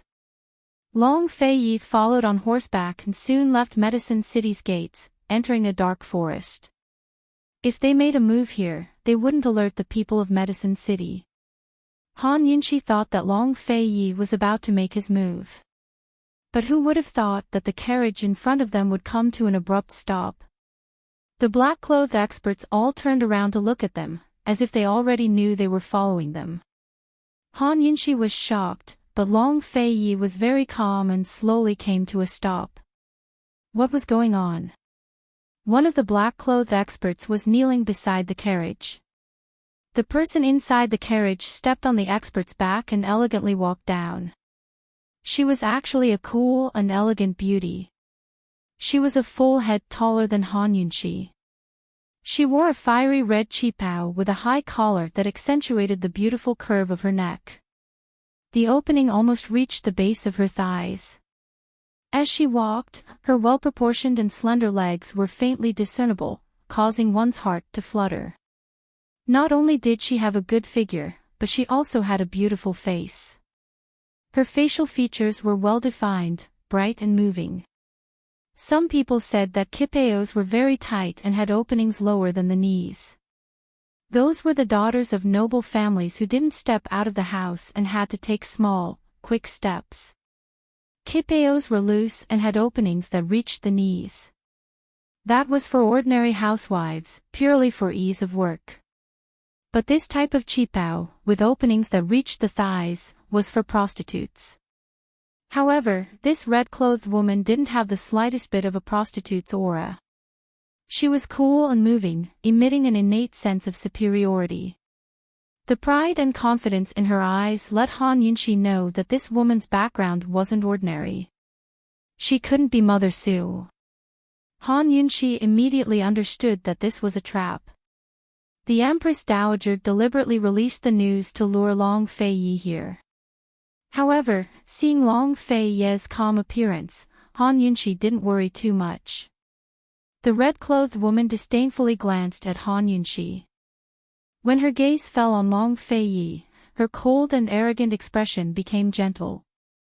She joked, "Your Highness Duke of Qin is actually riding on the same horse as a woman. Is Shuang having a nightmare?" Han Yunxi originally planned to quietly watch how Long Fei Yi would deal with this trap. Who knew that the other party not only knew Long Fei Yi, but also pointed the spearhead at her. She could see the love and hatred in this woman's eyes.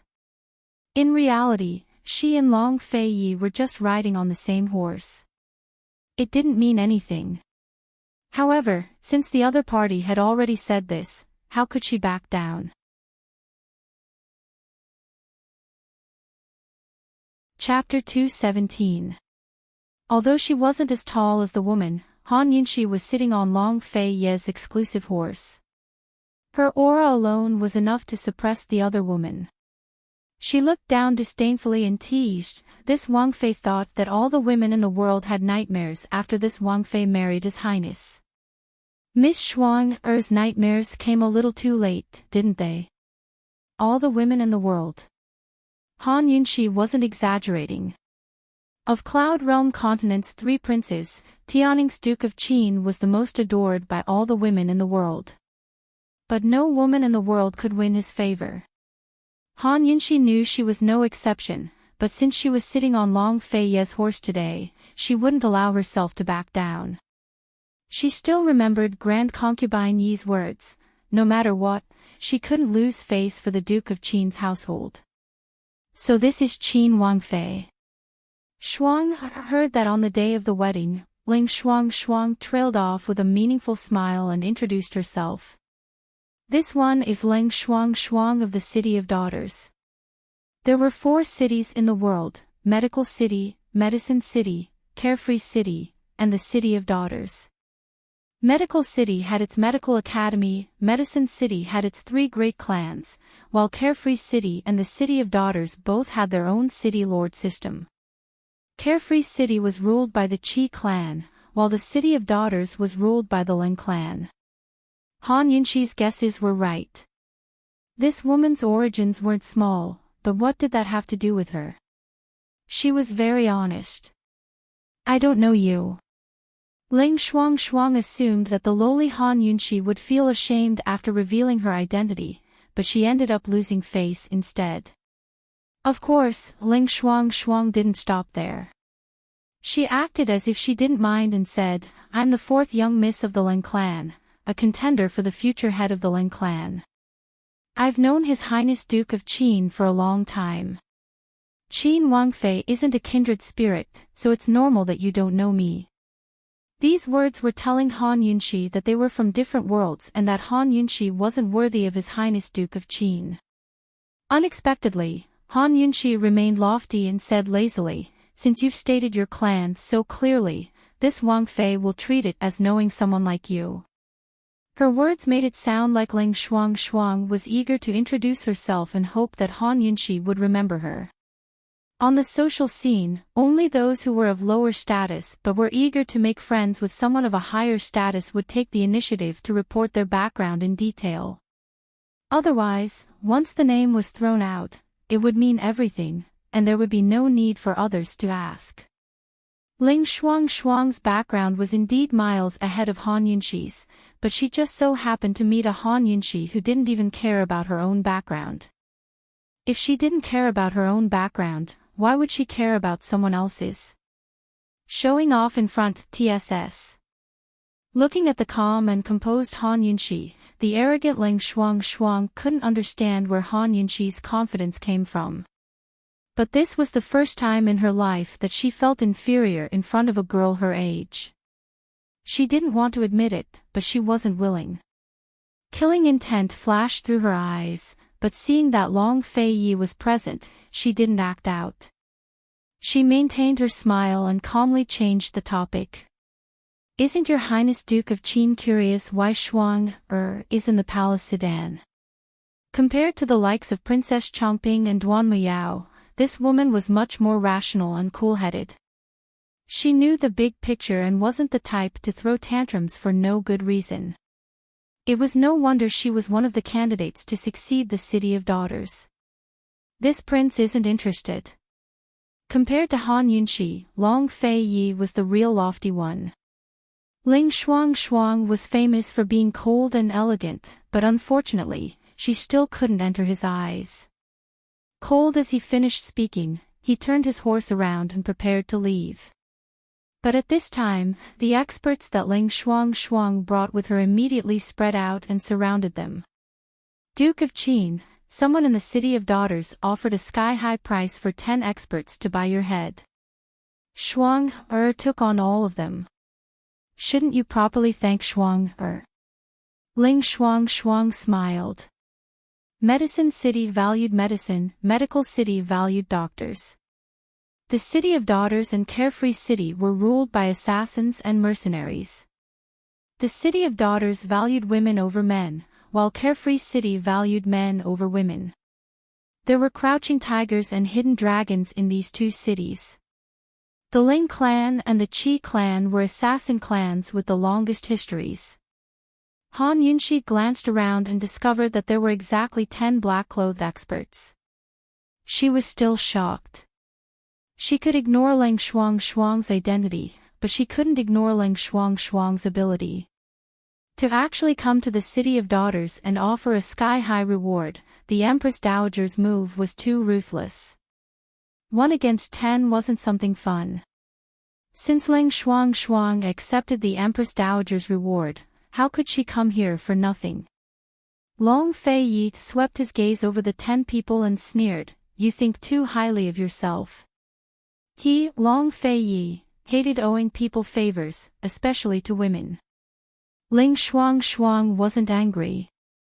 She actually pouted her delicate red lips and said coquettishly, "Your Highness Duke of Qin, this will make things difficult for Shuang. The reputation of the City of Daughters can't be destroyed. How many men in the world could resist a cold beauty like her when she lowered herself and acted coquettishly?" Unfortunately, Long Fei Yi didn't even look at Ling Shuang. He didn't even deign to speak to her. He grabbed Han Yunshi and rode away. With a glance from Ling Shuang, the 10 experts flew out like arrows. A few of them blocked Long Fei Yi's path and brandished their swords to attack Long Fei Yi's horse. Killing intent flashed past Long Fei Yi's eyes as he grabbed Han Yunshi and took to the skies. At the same time, the horse's limbs were all chopped off, causing it to wail in anguish. Long Fei landed on the ground and the 10 experts surrounded them. They didn't take any further action, but Han Yunxi could clearly sense the killing intent emanating from their bodies. It was different from any of the experts she'd met before. These were professional assassins, and the best of the best. Ling Shuang walked over with a sincere look in her eyes. Duke of Qin, since Tianning's imperial clan can't tolerate you, why don't you come back to the City of Daughters with Shuang? Madame Lang won't treat you unfairly. Ling Shuang had been hired to rope in Long Fei. It had to be said that this was wishful thinking on her part. It was also Long Fei's charm. Han Yunxi assumed that Long Fei would say no, but this man didn't even bother to say no. Cold as he said, even if you chop off your lordship's horse, your lordship won't tolerate you. How domineering. Han Yunxi was awed, and so was Ling Shuang. Her eyes shone with fanatical worship. If not for her clan's mission, she wouldn't want to offend this man no matter what. However, Tianning's Empress Dowager's bounty had been personally accepted by the Ling clan head. He wanted to use this as an excuse to rope in the Duke of Qin, so she couldn't disobey orders. She had to bring Long Fei back. Your Highness Duke of Qin, please instruct me. As soon as Ling Shuang finished speaking, the 10 experts all made their moves. For a moment, the glint of blades and the shadow of swords filled the air with killing intent.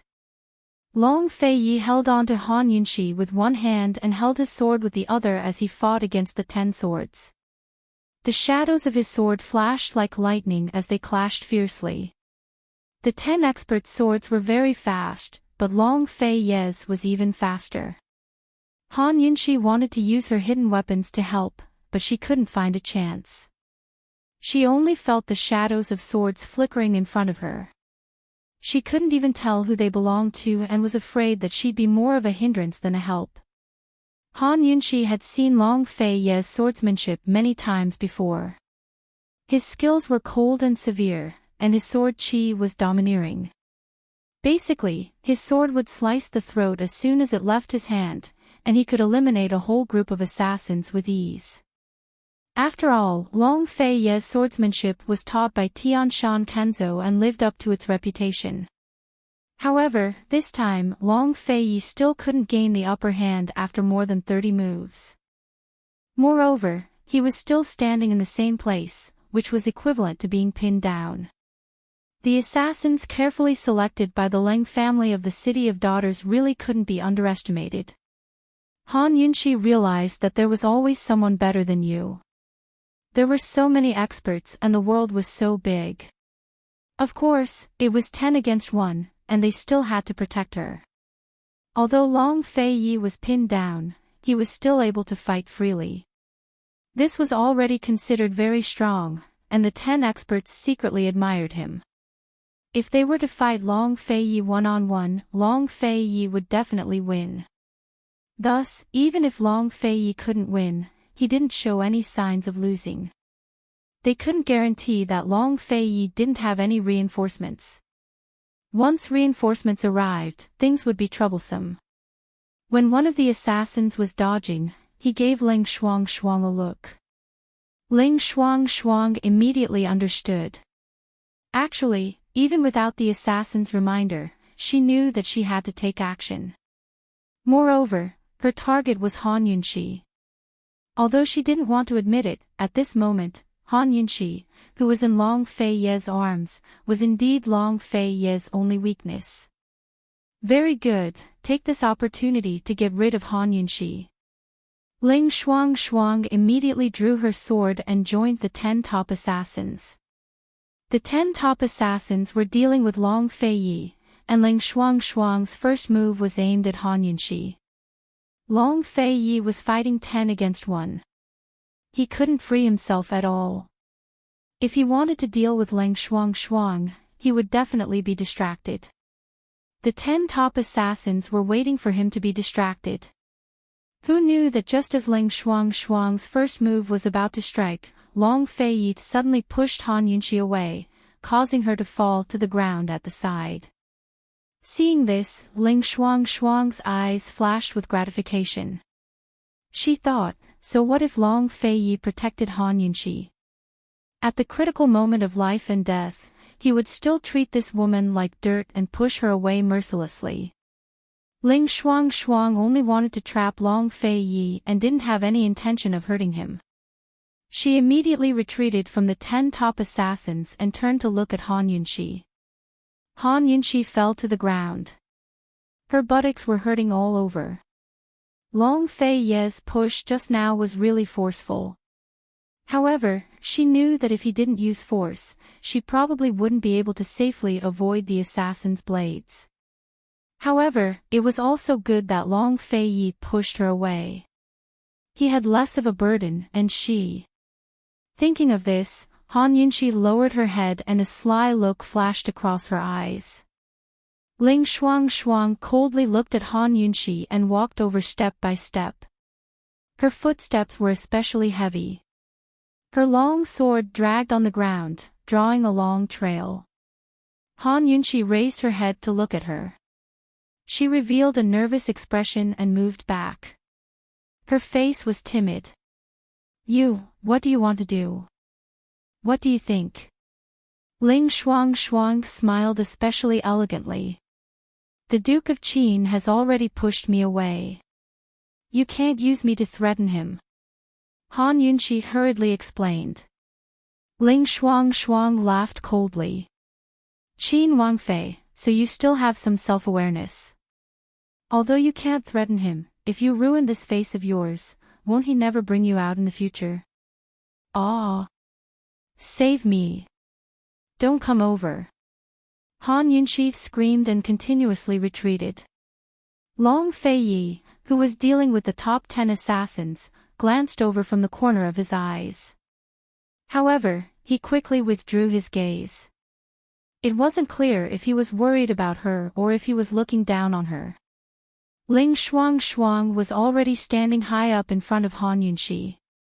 She admired Han Yunqi's cowardice with great interest and slowly raised her long sword.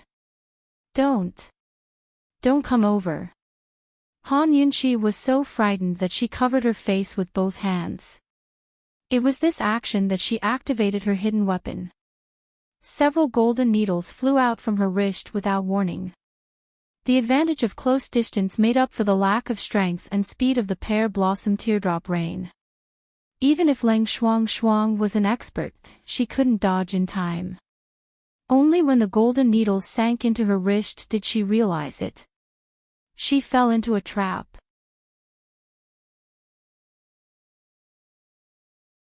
Chapter 218. Ling Shuang had admired His Highness Duke of Qin for a long time. Of course, she had investigated Han Yunqi and knew that Han Yunqi knew how to use poison.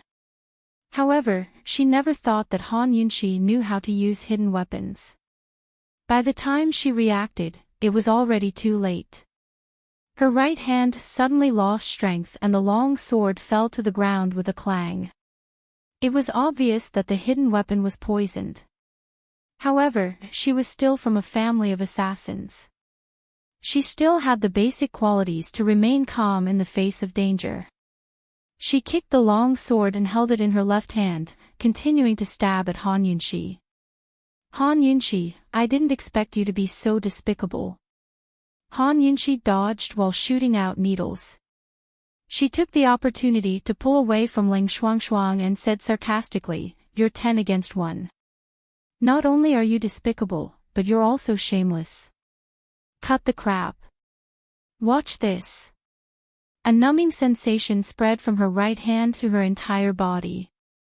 Ling Shuang didn't know what kind of poison it was, but her conviction as an assassin kept her going. Even if she was poisoned, she had to get rid of Han Yunqi before she collapsed. The tip of the sword changed directions. Every move was cold and ruthless.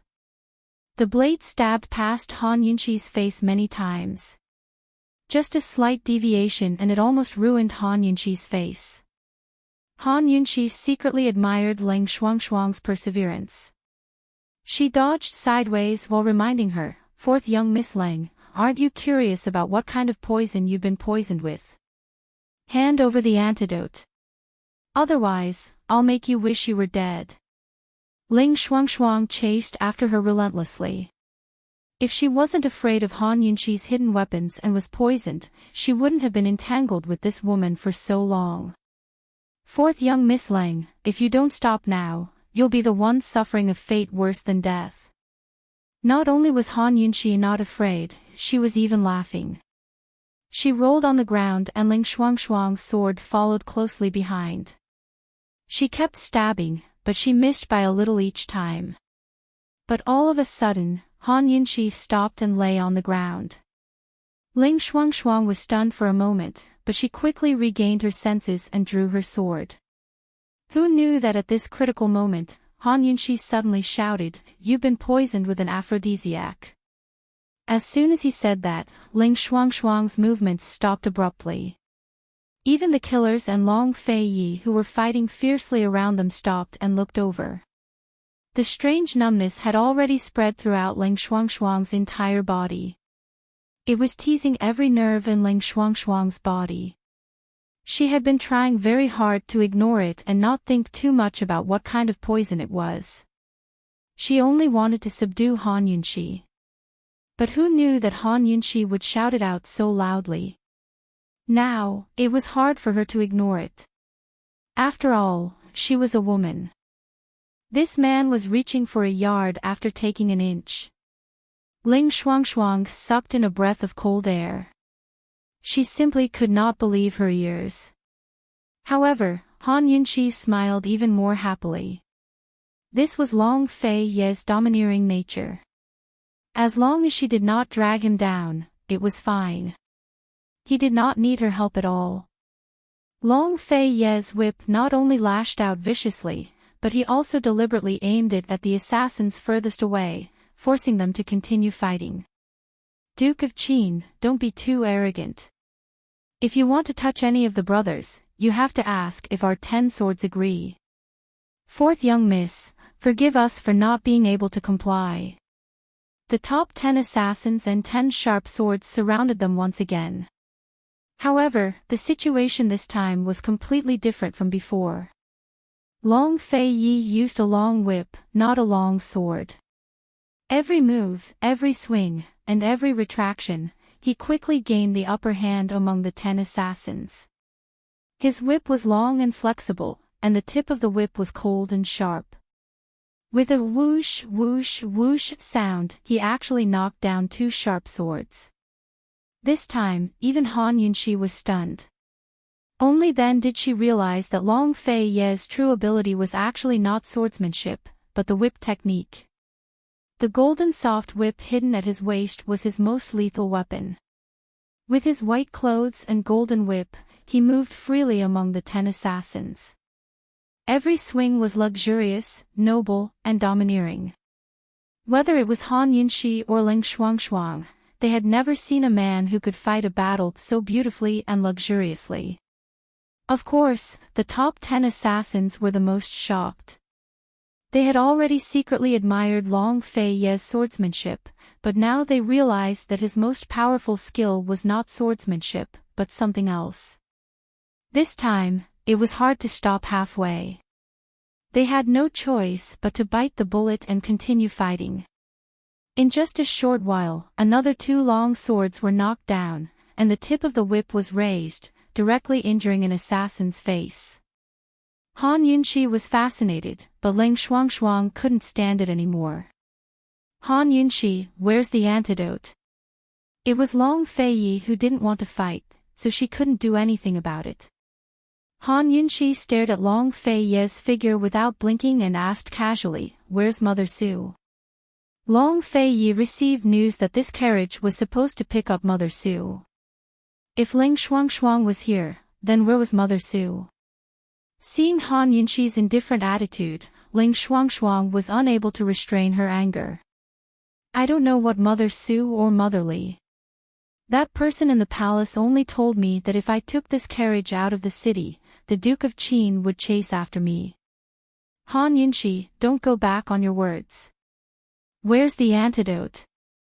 No matter how good her willpower was, she couldn't resist the effects of the drug.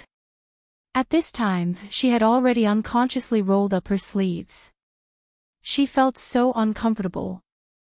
Han Yunxi wasn't anxious with her. She smiled and said, "When the Duke of Qin is done, I will definitely give you the antidote.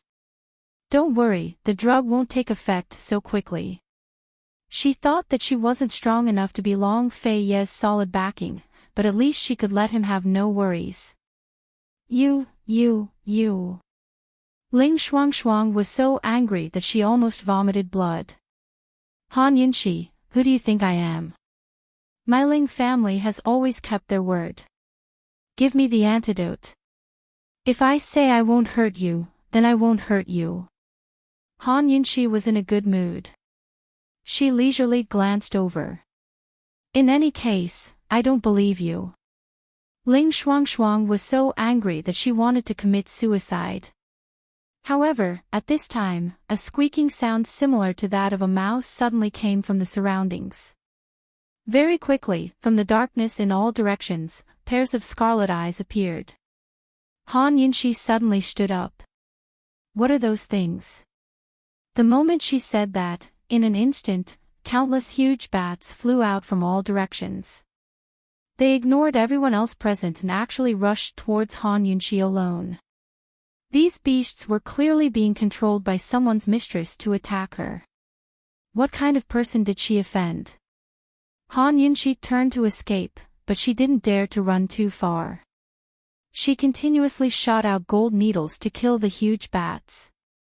However, the number of huge bats was really too big. There were at least a few hundred of them. And her pear blossom teardrop rain could only shoot out 33 gold needles at one time. Of all the martial arts in the world, only speed was invincible. And all kinds of attacks in the world were won by quantity.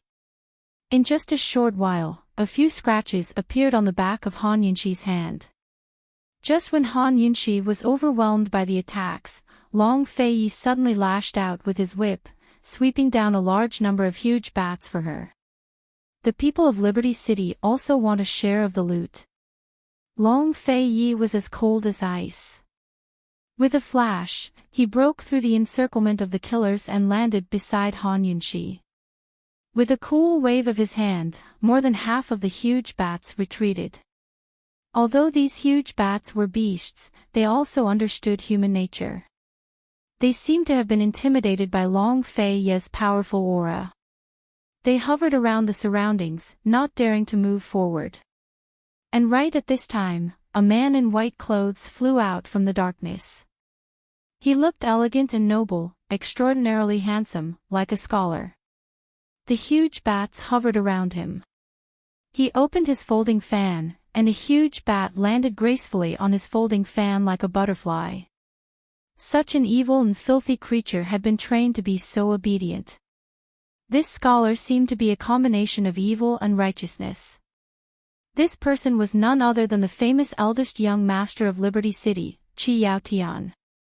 Ling Shuangshuang was only one of the candidates for the position of City Lord of the City of Daughters, while Qi Yaotian was the only candidate for the position of City Lord of Liberty City.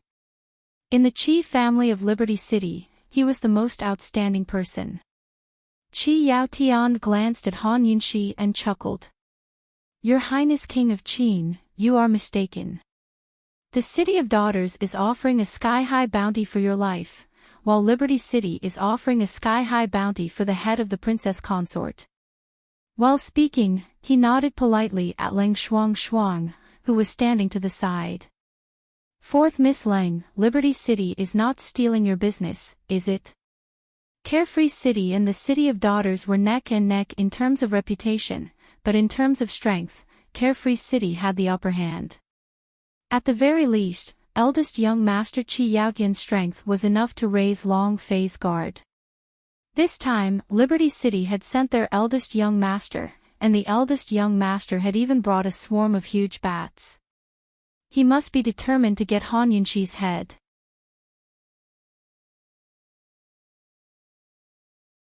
Chapter 219. Besieged by two cities, the situation was very unfavorable to Long Fei Ye's group. Ling Shuang was a smart person.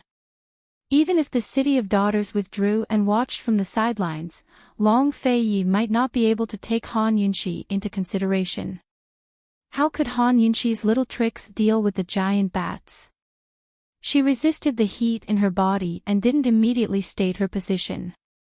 Instead, she waited silently for Han Yunxi to give her the antidote of her own accord and beg her for help. The City of Daughters and Carefree City had never cooperated before. Moreover, she'd already made it very clear that although the City of Daughters had accepted the astronomical bounty, their main goal was to rope in Long Fei Ye.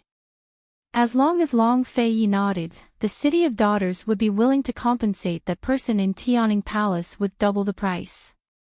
If Han Yunxi had any brains, she should know what to do. With her and the 10 assassins' help, it would be easy to beat back Qi Yaotian. Seeing that Ling Shuang wasn't speaking, Qi Yaotian didn't ask any more questions. He politely cupped his hands and bowed to Long Fei Ye. "Your Highness Duke of Qin, I've offended you." But before he could make a move, Long Fei Ye moved first. He grabbed Han Yunxi with one hand and held a whip with the other. Powerful internal energy flowed into the whip, causing it to be as sharp as a sword's wind blade. Like a hot knife through butter, it shot towards Qi Yaotian. Qi Yaotian wasn't easy to deal with either.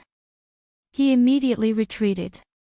In a flash, countless giant bats swarmed over, blocking Long Fei Ye's line of sight. They were so densely packed that it was like a wall of bats.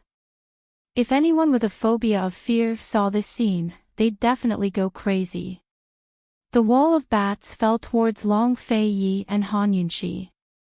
Long Fei Ye broke through the wall with his whip and scattered the bats. But it was at this moment that Qi Yaotian suddenly appeared behind them and swept his fan towards Han Yunxi's head.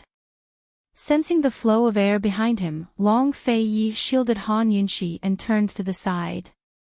He kicked out and forced Qi Yaotian to retreat. However, the swarm of giant bats swarmed over from behind almost at the same time, looking like they were about to swallow them whole. Qi Yaotian wasn't willing to be outdone.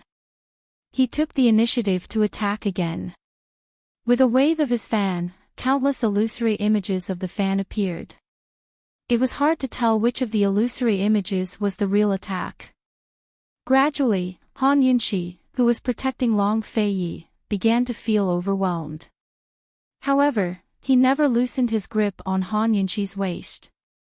Suddenly, an especially large bat scuttled out from under their feet and bit towards Han Yunxi's arm with its ferocious mouth. Long Fei Ye dealt with Qi Yaotian while dodging. After a few rounds, the large bat was enraged and bit down viciously on the arm that Long Fei Ye was holding onto Han Yunxi. It didn't let go. Only God knew how sharp the fangs of this kind of bat were. Long Fei Ye's arm immediately bled. 2 lines of blood flowed non-stop like a faucet that wasn't closed properly. Seeing this, Han Yunxi was shocked.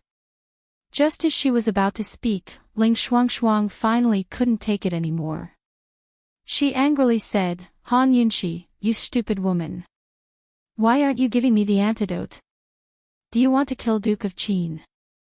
Of course, Ling Shuang knew that Long Fei Ye wouldn't lower himself to ask for help. She had been waiting for Han Yunxi to speak. Han Yunxi could even threaten her with the antidote. However, Han Yunxi still hadn't made a move. Didn't she know that as a woman, she had to step forward when a man couldn't lower himself? Did she have to lower herself for the man? If this continued, Long Fei Ye would be in danger. Ling Shuang couldn't take it anymore and could only take the initiative to speak up. However, who knew that Han Yunxi would look at her coldly and disdain her suggestion? Instead, she unexpectedly grabbed the large bat that was biting onto Long Fei Ye and pulled it down fiercely. The large bat let go and there were 2 deep wounds on Long Fei Ye's arm. Fresh blood splattered onto her face. Was it painful? Long Fei Ye's brows didn't even crease as his attention was focused on Qi Yaotian's folding fan attack. Han Yunxi knew that he would be in a lot of pain, but she had to do this. Actually, she wasn't idling around. She wasn't cowardly enough to hide in Long Fei Ye's arms and become his burden. She had been looking for opportunities and ways to deal with these large bats. Of course, she wasn't stupid. Earlier when Ling Shuangshuang didn't reply to Qi Yaotian, she knew what Ling Shuangshuang meant. However, not to mention asking for Ling Shuangshuang's help, even if she threatened Ling Shuangshuang to help, she wouldn't be bothered. Earlier, Long Fei Ye's attitude towards the top 10 exponents was very obvious. No matter what method, he didn't need any help, he didn't have any intention to be on good terms with the City of Daughters. Perhaps some women were indeed sensible and knew when to advance and retreat. They would be able to step down for their man at the most appropriate time. Han Yunxi could also be such a woman. However, the man beside her didn't need her to do so. He was the proudest man in the world and the man who wouldn't compromise the most. What she needed to do was to take care of herself. Even if the large bat in her hand struggled fiercely with its bloody mouth wide open and its fangs malevolent, Han Yunxi didn't even blink. 2 poisonous needles accurately pierced into the bat and very soon, the large bat stopped moving. Han Yunxi casually tossed the bat aside and flung it to the ground. Seeing this, Qi Yaotian's movement stiffened. A killer from the City of Daughters couldn't help but exclaim, "That's the Bat King." The Bat King was the leader of this group of large bats. Once the Bat King was killed, based on the habits of the large bats, they would definitely seek revenge. Moreover, they would seek revenge crazily at all costs. Even the controller wouldn't be able to control them anymore. Han Yunxi and Long Fei Yi were in danger. Indeed, as soon as the Bat King landed on the ground, the large bats that were flying chaotically in the air suddenly flapped their wings and stopped. Qi Yaotian immediately retreated far away, a flash of ridicule in his eyes. He was planning to compete with Long Fei Yi for a while longer, but never expected that stupid woman Han Yunxi would actually make a move against the Bat King. How could such a stupid woman be worth such a high price from Tianning's Empress Dowager? How could she be worth Long Fei Ye's protection? Silence reigned around them. Only the fluttering of the bat's wings could be heard. The atmosphere suddenly turned very strange, even more Ningjing than before a storm. Han Yunxi, you're such an idiotic woman. Someone come, all of you attack together. Ling Shuangshuang couldn't take it anymore. She threw away all of her face and self-respect, even ignoring the heat in her body that was gradually subsiding. She suddenly raised her sword and soared into the air to stand by Long Fei Ye's side. Together with her 10 assassins, she was going to face the revenge of the large bats together with Long Fei Yi. Fourth young Miss Lang, what do you mean by this? Qi Yaotian laughed coldly. That's exactly what I mean. The Duke of Qin is an honored guest of my City of Daughters. Ling Shuangshuang replied icily. Fourth young Miss Lang, you'd better think it over. You can't afford to ruin my carefree city's plans. Qi Yaotian warned Ling Shuangshuang. Although the City of Daughters and Carefree City weren't on good terms, they'd always coexisted peacefully and minded their own business. I've said it before, His Highness Duke of Qin is an honored guest of my City of Daughters. As long as my City of Daughters is here today, no one is allowed to act presumptuously.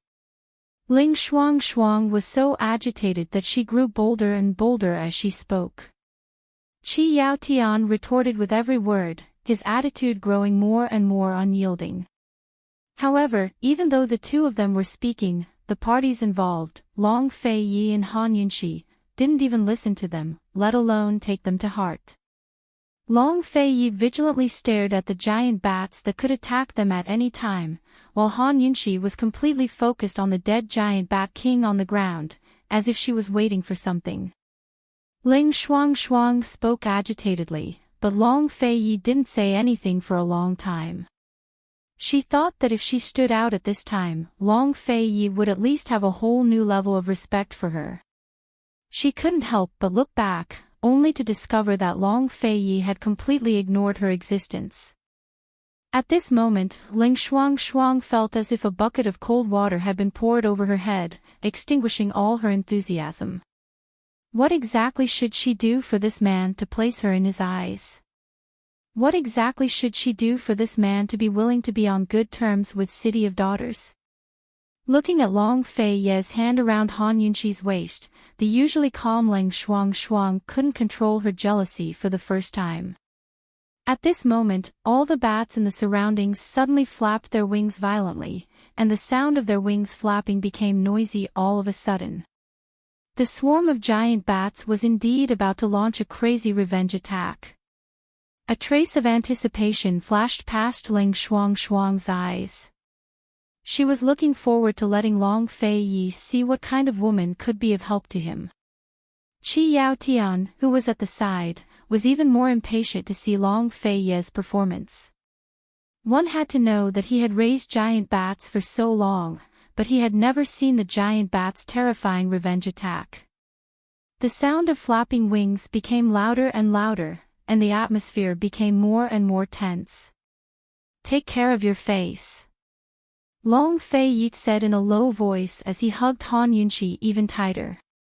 Han Yunxi could feel his nervousness.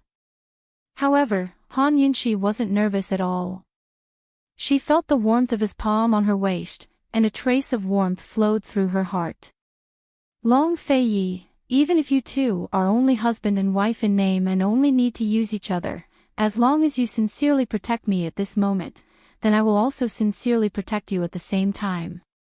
Suddenly, a giant bat launched an attack. It retracted its wings and shot towards Han Yunxi like an arrow released from a bow. Han Yunxi's lips curled into a ruthless smile.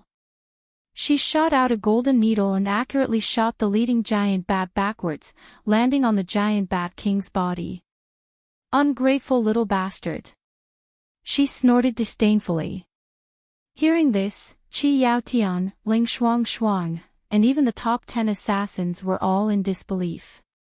Ling Shuang couldn't help but roar, "Han Yunxi, do you still not understand the seriousness of the situation? You ignorant woman. I didn't think that Qin Wangfei was such an interesting woman. Wouldn't it be a pity to kill her?" Qi Yaotian also couldn't help but laugh mockingly. A complicated look flashed through Long Feiyi's eyes. Just as he was feeling suspicious, the countless giant bats floating in the air all retracted their wings and attacked as a group. It was a moment of imminent peril. It was about to start, they were about to attack.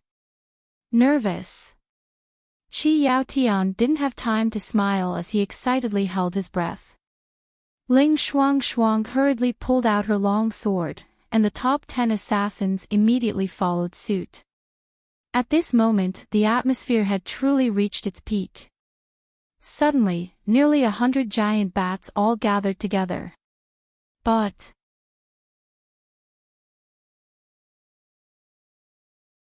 Chapter 220. All the giant bats had gathered together. Once they attacked in a frenzy, the consequences would be unimaginable and impossible to guard against. However, just as everyone thought that the vengeful attack was about to begin, the large group of giant bats actually gave up on attacking Long Feiyi and Han Yunxi.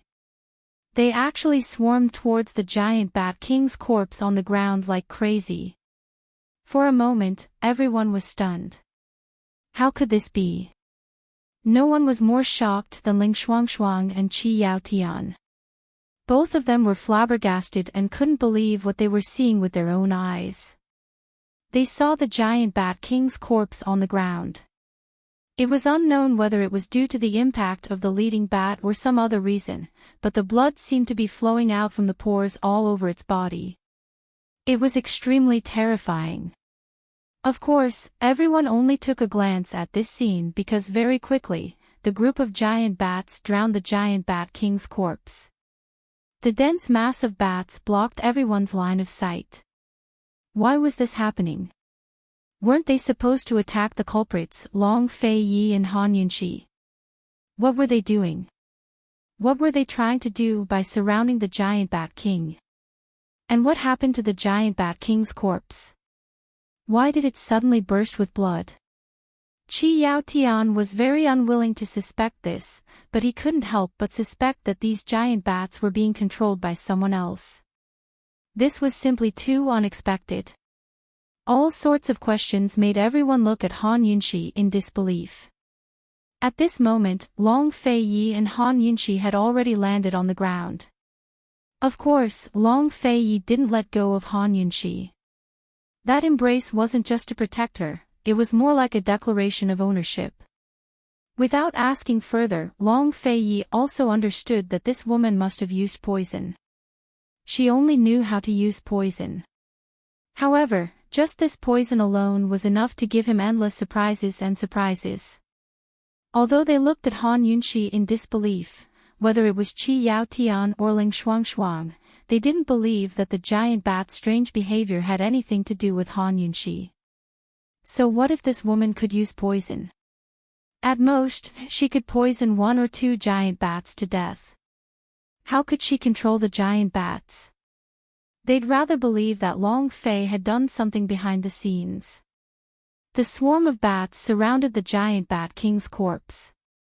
They were so dense that it was impossible to see what they were doing. Qi Yaotian didn't dare to act rashly. Judging from their exchange just then, he was very clear that he couldn't do anything to Long Fei without the bat swarm. Ling Shuangshuang didn't bat an eyelid either. She stared fixedly at Han Yunxi, desperate for an answer. It didn't take long for the stench of blood to spread out from within the swarm of bats. At first, it was just 1 or 2, but soon there were more and more of them. Soon, the ground was littered with corpses, and they were all covered in blood, just like King Colossal Bat. Their expressions were gruesome, and it wasn't long before the corpses were all covered in blood. This, Qi Yaotian finally revealed a shocked expression.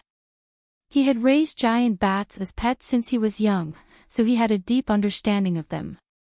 However, he couldn't explain this scene. Ling Shuangshuang didn't dare to look any longer, afraid that she would vomit. Soon, nearly 100 giant bats were all dead. The ground was covered in black corpses, and every one of them was dripping with blood. The sight of it made one's scalp tingle. Where the giant bat king's corpse had been, there was only a pile of bones left. The black bones were gone, and there wasn't even a trace of blood on the ground. Heavens! The giant bat swarm was completely annihilated. Qi Yaotian couldn't help but feel his hair stand on end. He looked at Han Yunxi, but Ling Shuangshuang couldn't move her eyes away. Poison, it must be poison. That was why the black bones appeared. It was this woman's doing. Under the shocked gaze, Han Yunxi was calm and collected. She wanted to walk over, but Long Fei Yi held her tightly. She couldn't help but whisper, "Your Highness, it's fine now. Can you let go?" At her words, Long Fei Yi realized that he'd made a move. He didn't say a word, but immediately released her. Under everyone's watchful eyes, Han Yunxi gracefully walked over and took out a needle to collect the blood from the giant bats. She sniffed lightly, then turned back to smile at Long Fei Yi. "Your Highness, the giant bat poison has been cultivated." She'd never seen giant bats before, but she'd read about them in ancient poison texts. They were a type of raw material used to make poisons. She'd just poisoned the giant bat king to death and used its blood to attract other giant bats to fight over it. Poison on top of poison, she'd really managed to cultivate giant bat poison. Usually, the poison produced by killing each other in a group was highly toxic. Han Yunxi, Qi Yaotian finally realized how frightening this woman was. He also understood why Tianning's Empress Dowager had offered such a high price for her head. Unfortunately, it was too late. He originally thought that Tianning's Empress Dowager's true target was the Duke of Qin, but now it seemed that this woman was no less frightening than the Duke of Qin himself. Han Yunshi glanced at him and imitated his polite tone. "Eldest young Master Qi, what other instructions do you have to bestow upon me?" Qi Yao Tian was momentarily at a loss for words. He didn't know how to reply. The giant bats were his only pets, but now they were all gone. To Long Feiyi, all of this was within reason, but also beyond his expectations. He was very satisfied and nodded towards Han Yunshi. "Come here then." Han Yunshi was too lazy to pay attention to Qi Yao Tian. She hid the needle she'd used to collect the giant bat poison in her wrist and obediently walked back to Long Feiyi's side. Long Feiyi immediately wrapped an arm around her waist again. Anyone who saw him would be jealous. Even if there was nothing between them now and there wouldn't be anything between them in the future, she was still someone under his name. He was always this domineering, especially in front of outsiders. Han Yunshi had long gotten used to it. She only knew that there was nothing left for her to do after this. As expected, Long Feiyi didn't waste words. He suddenly raised his whip and swept it past the blood-stained bodies of the giant bats before swinging it towards Qi Yao Tian. Now that the giant bat's poison had been nurtured, it was time for its master to have a taste. Qi Yao Tian recovered his wits and immediately dodged out of the way. Long Fei's whip seemed to have eyes of its own as it chased after him, refusing to let him go. Without the giant bats to help him, Qi Yao Tian couldn't afford to be arrogant. He was forced into a passive position as he dodged again and again. Several times, he tried to escape, but failed. Of course, if this stalemate continued, he still had the skills to protect himself from Long Feiyi. But once again, Han Yunshi surprised him. While he was focused on dodging Long Feiyi's whip, Han Yunshi silently aimed for his neck. "You think you're amazing for raising giant bats as pets? I'll give them back to you." Swoosh, the sharp sound of the whip echoed. Before Qi Yao Tian could react, the poison needle had already pierced his neck. He casually wiped it and a pool of black blood appeared. Han Yunshi laughed. "Young Master Qi, the poison produced by the giant bats biting each other is a rare item. I'll give them back to you." Qi Yao Tian was greatly alarmed. At this moment, Long Feiyi's whip ruthlessly swung over. This time, Qi Yao Tian didn't dodge and took the full brunt of the whip. He spat out a mouthful of blood and fell to the ground. There was a lacerated whip mark on his body and even the blood was black. Long Feiyi wasn't stupid enough to kill him. After all, killing the young master of Carefree City would cause a lot of trouble. He was busy and didn't want to stir up trouble. The life of this king's woman is priceless. If Carefree City wants to accept another bounty, you might as well try, he warned coldly. Priceless life. Han Yunshi liked this word. As if she was used to his tyranny, she directly ignored the first 5 words. She smiled brilliantly and magnificently. "Young Master Qi, if you want the antidote, come to King Qin's residence in 3 days and buy it. Your life will be at the price of the employer." All the bounties Qi Yao Tian had accepted over the years were big ones. It was normal for him to fail. However, he had never been in such a difficult situation. He stood up and took a deep look at Han Yunshi. How many people in the martial arts world knew that Long Feiyi was good at whips and had amazing martial arts? How many people knew that Han Yunshi was not only good at detoxification, but also that poison could be used as martial arts? He thought that when he returned this time, he had to remind his father to blacklist Han Yunshi and Long Feiyi in Carefree City and not accept any more bounties easily. Long Fei wouldn't kill him, but the antidote to save his life was still in Han Yunshi's hands. He had no choice but to be polite. He stood up and made a graceful bow with clasped hands. "Farewell, both of you." After saying that, he wanted to leave gracefully. However, after a few steps, he spat out a mouthful of black blood and almost fainted. In the end, he had to be supported by his guards to leave. Seeing this, Han Yunxi could not help but burst into laughter. This was the first time that she had beaten her enemy so badly. It was so beautiful. As it turned out, there were many ways to use poison. She could adapt to the situation at any time. Han Yunxi found that she was getting more and more proficient in the art of poison. Han Yunxi thought that this was the end of the matter. However, Long Fei did not put away his whip. He slowly raised his hand and looked coldly at the top 10 killers of the City of Daughters. At this time, Han Yunxi finally remembered that there were still people from the City of Daughters.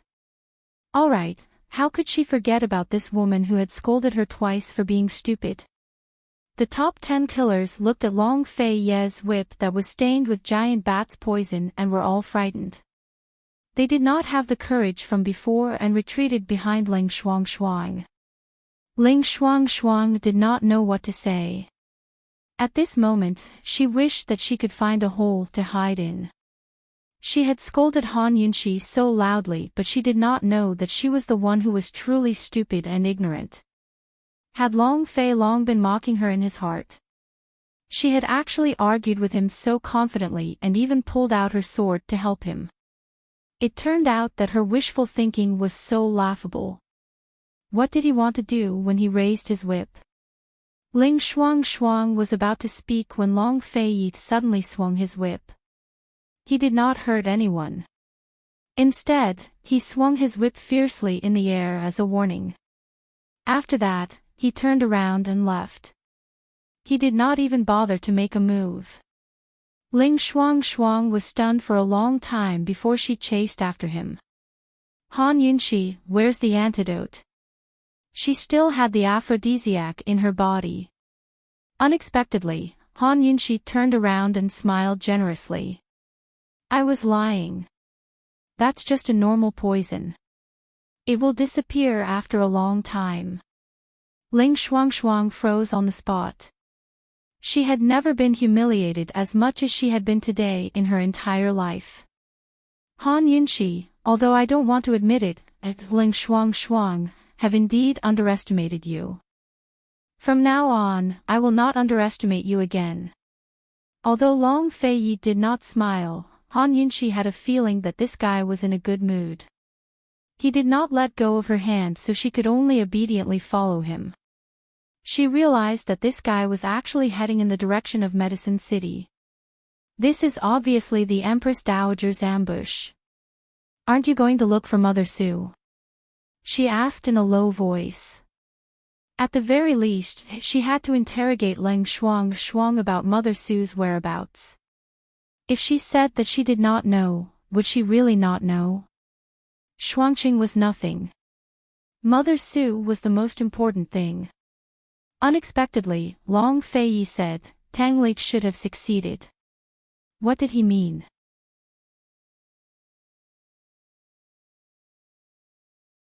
Chapter 221. Should Tang Li have succeeded? Han Yunxi was surprised as she followed Long Fei back to Medicine City's Wang clan. But even after they left, Ling Shuang was still frozen in place. The 10 assassins exchanged glances, but no one dared to speak. To their left, Gu was leaning lazily against a large tree, the lush foliage covering his body. He didn't care who was chasing after Long Fei. All he wanted was for the various factions of Cloud Realm Continent to join forces and wipe out the Duke of Qin's estate. He only cared about Han Yunxi. That poison needle had clearly come from the Tang clan, and the giant bat's poison wasn't simple at all.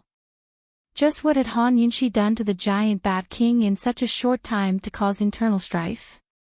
Gu waited until Ling Shuang and the rest had left before flying down to carefully examine the giant bat king. Unbeknownst to him, someone was still lurking on the right side of the forest, watching everything. This person was none other than the head of Tianning's imperial physician courtyard, Gu Beiyue. His attention seemed to be focused on the giant bat corpses as well. When he saw Gu looting all of the giant bat corpses, a complicated look flashed through Gu Beiyue's eyes. Then he turned around and vanished into thin air. Even top experts would be flabbergasted at such speed. This man had hidden his strength well. By the time Long Fei Yi and Han Yunxi arrived at Medicine City's Wang clan, it was already daybreak. As for Mama Su, she had long been kidnapped by Tang Li and brought to the Wang clan. Han Yunxi realized in hindsight that the Empress Dowager had indeed found Mama Su at Medicine City's Mu estate. She'd purposely released news to test Long Fei Yi while offering bounties to the City of Daughters in Carefree City to surround and attack Long Fei Yi. On the other hand, she'd sent a group of palace experts to secretly pick up Mama Su. But as it turned out, Long Fei Yi played along and distracted the people of the City of Daughters and Liberty City so that Tang Li could kidnap Mother Su easily. In fact, before the people of the City of Daughters and Liberty City retreated, Tang Li had already kidnapped Mother Su very smoothly. It had to be said that when she saw Tang Li standing in the garden in his snow-white clothes from afar, Han Yunxi once again had a beautiful illusion. However, when he opened his mouth, all the beautiful thoughts were destroyed. A long time later, Han Yunxi told Tang Li that every time she saw him, she wanted to poison him to make him mute. Tang Li broke out in a cold sweat. As soon as Long Fei Yi walked over, Tang Li immediately claimed credit. I didn't use any hidden weapons. I killed all of them with my bare hands, leaving only one alive to report back to the Empress Dowager. I think the Empress Dowager will be so angry that she won't be able to sleep for a few nights. Where is she? Long Fei Yi asked. Han Yunxi's eyes lit up. Tang Li didn't kill Mother Su immediately because he wanted to wait for Long Fei Yi to come back and interrogate her. Could it be that she could use this opportunity to find out more about his background? She didn't want to know so much at first, but this fellow had already told her about the Tang clan. It'd be too fake if she wasn't curious. If this fellow's mother was a member of the Tang clan, then who was his father? The women of the Tang clan didn't marry outside the clan, so why was Long Fei Yi brought to the palace as soon as he was born? He wasn't someone who coveted glory, wealth, power, and status. Why did he continue to stay in Tianning's imperial clan? I was bored waiting for you guys, so I forced a confession out of her, that, before Tang Li could finish, Wang Gong cut in unhappily from the side. She was accidentally forced to death. Long Fei Yi's gaze turned cold at these words. His gaze shot towards Tang Li like an arrow. Tang Li immediately raised his hand and swore, I found out before she died. Mother Su never told anyone about this. Those palace experts secretly kidnapped her. The Mu clan didn't know anything either, so she can die. Can die. Han Yunxi's head was full of black lines. If this fellow wasn't the young head of the Tang clan and Long Fei Yi's close friend, she would definitely doubt his reliability. Seeing Long Fei Yi's cold expression, Tang Li quickly smiled apologetically and added, the body's already been cleaned up. Don't worry. Duke of Qin, although the Empress Dowager didn't have any evidence, but the truth was revealed in the end, Wang Gong said sincerely. Mother Su's death didn't mean everything was over. It only meant that the Empress Dowager and Emperor Tianhui couldn't touch Long Fei Yi for now. Still, Long Fei Yi's origins had aroused their suspicions. Emperor Tianhui had always been on guard against Long Fei. Now that his suspicions had arisen, it was impossible for Emperor Tianhui to tolerate his unscrupulous ways of eliminating dissidents. He'd rather kill the wrong person than kill the wrong person. He'd never give Long Fei a chance to rest. In other words, Mother Su's death wasn't the end, but the beginning of a reign of blood. Long Fei Yi gave Wang Gong a meaningful look. Without a word, he walked towards the depths of the flower gardens. Wang Gong and Tang Li immediately followed. Han Yunqi hesitated a bit before following as well. She had many questions, but they all came to one conclusion: Long Fei Ye's ambitions. Emperor Tianhui wanted to protect Tianning's throne and country, but did Long Fei Ye want these things, or more? It was impossible to estimate the breadth of this man's heart. Han Yunqi stared at his cold and lonely back. For the first time, she felt a strong desire to know more about him. When they reached the pavilion, there were only 3 seats at the stone table. All 3 of them sat down, leaving Han Yunqi forgotten on one side. Long Fei Yi seemed to only notice her presence now. He glanced at her before rising to his feet and speaking to Wang Gong. What's bound to come can't be avoided. He didn't intend to elaborate after that, but had Wang Gong arrange a carriage so they could return to the capital. Did he stop talking because she was here? Han Yunqi's eyes flashed with disappointment, but she remained silent. It wasn't until they bid farewell to Tang Li and Wang Gong and boarded the carriage that she spoke up. Lady Tianqin, how much have you found out? Long Fei Yi didn't expect Han Yunqi to ask such a question. What do you mean? I also want to know my mother's origins, as well as her relationship with Medicine City. I also want to know. Han Yunqi hesitated before she continued. I also want to know who my birth father is. She really couldn't see through this man. He told her about the Tang clan, but was also on guard against her knowing more. He'd nurtured her and given her assassination weapons, but sometimes drew a clear line between them. If her birth was the reason for his unease, then she didn't mind telling him everything to dispel his doubts. Not to mention that she only liked him a little. Even if she liked him a lot, she still had her own principles and wouldn't lose herself. She was very clear about her situation. Her status as Qin Wangfei meant that she had to hug this man's thigh in order to survive peacefully in the capital. She hoped that they could trust each other and treat each other honestly. She could help him a lot, and perhaps he could also uncover Lady Tianqin's secret. Long Fei Yi looked at her with a complicated gaze. He had already interrogated Han Kongan, so of course he knew about Han Yunqi's birth. What he was surprised about was this woman's attitude. This wasn't a woman who would be swayed by emotions or led by the nose. What are you looking at? You already knew that I wasn't Han Kongan's biological daughter, didn't you? Han Yunqi asked openly. So? Long Fei Yi still didn't bat an eyelid. So I'll make it clear to you today. If you think that I'm useful, please don't doubt me or be on guard against me. I've said it before, you're my boat. I have no need to trick you. If you have the slightest bit of doubt, please don't disturb me in the future. I'll pretend that I didn't hear anything that I heard before. I'll know my place and be a respectable Qin Wangfei. I'll guard the Duke of Qin's manor and only be responsible for not embarrassing you. Han Yunqi looked at Long Fei Yi without blinking as she spoke very seriously. Actually, when she moved out of Hibiscus Courtyard that day, she had wanted to say these words to him. It had nothing to do with love or romance. It had to do with her position and even her fate. Long Fei Yi's complicated gaze deepened. He also looked at Han Yunqi, but didn't reply for a long time.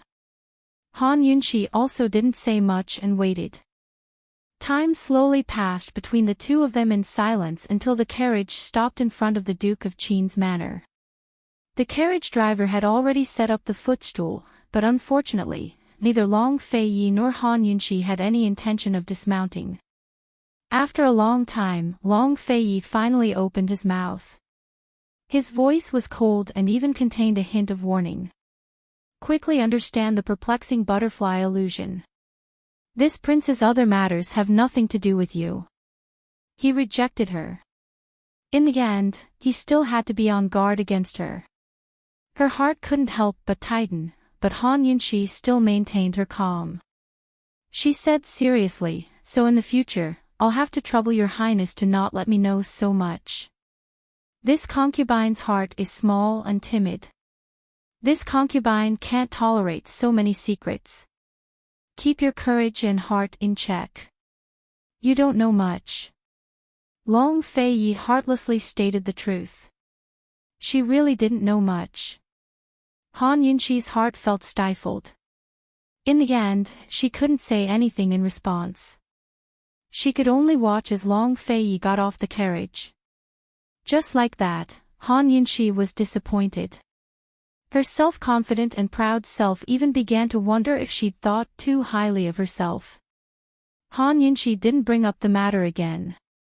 As for the perplexing butterfly illusion, she still couldn't figure out its toxicity, so she couldn't store it in her detox system. For now, she could only keep it to herself. After returning to the estate, Han Yunxi only told Grand Concubine Yi that Mama Su had died and told her not to worry. She didn't explain too much, and the palace was calm and peaceful. Over the past few days, Han Yunxi was in a gloomy mood. She was easily angered and explosive, but the people of Carefree City just had to come knocking on her door. They wanted the antidote at a high price, but Han Yunxi went back on her word and demanded 3 times the price for the antidote. She had no idea that her gloominess had thoroughly offended the people of Carefree City. Qi Yaotian personally swore that he'd make Han Yunxi spit out 3 times the price one day. The calm days only lasted for a few days. Soon enough, Han Yunxi heard that there was a transfer of personnel in the imperial court. All of the civil and military officials were in a state of panic. Without a doubt, Emperor Tianhui had made a move against Long Fei. Long Fei didn't meddle in the affairs of the imperial court, but he had plenty of people in the court. His influence was considerable, so Emperor Tianhui couldn't do anything to him. Naturally, he'd make a move against the people around him. Among them, the most unexpected was the young General Mu Qingwu. Nobody knew whether Mu Qingwu was one of Long Fei's men, but everyone knew that Mu Qingwu was one of the Crown Prince's archenemy, the second imperial prince. He'd always been hated by the Crown Prince's faction. Emperor Tianhui's move against him this time proved that even if he wasn't one of Long Fei's men, he still held an important position in the game of power. Rather than an important position, it was more accurate to say that he held an important position in the military. Emperor Tianhui ordered Mu Qingwu to gather 300,000 taels of pay and provisions for the troops and 200,000 dan of grain within half a year. Otherwise, he'd be demoted and investigated. 300,000 taels of pay and provisions was a matter of money, but 200,000 dan of grain was a problem that even money couldn't solve. When Han Yunxi heard the news, she felt that Mu Qingwu had gotten shot even when he was lying down. Unexpectedly, she was in trouble as well. This trouble was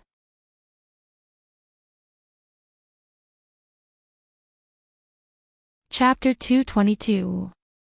Han Yunxi never would have thought that her problem would be the Crown Prince, Long Tianma. Long Tianma's old illness had flared up. In the middle of the night, she was sleeping soundly. She was so shocked by this news that she almost fell to the ground. After calming down, she asked many questions, but eunuch Luo who came to invite her didn't say anything.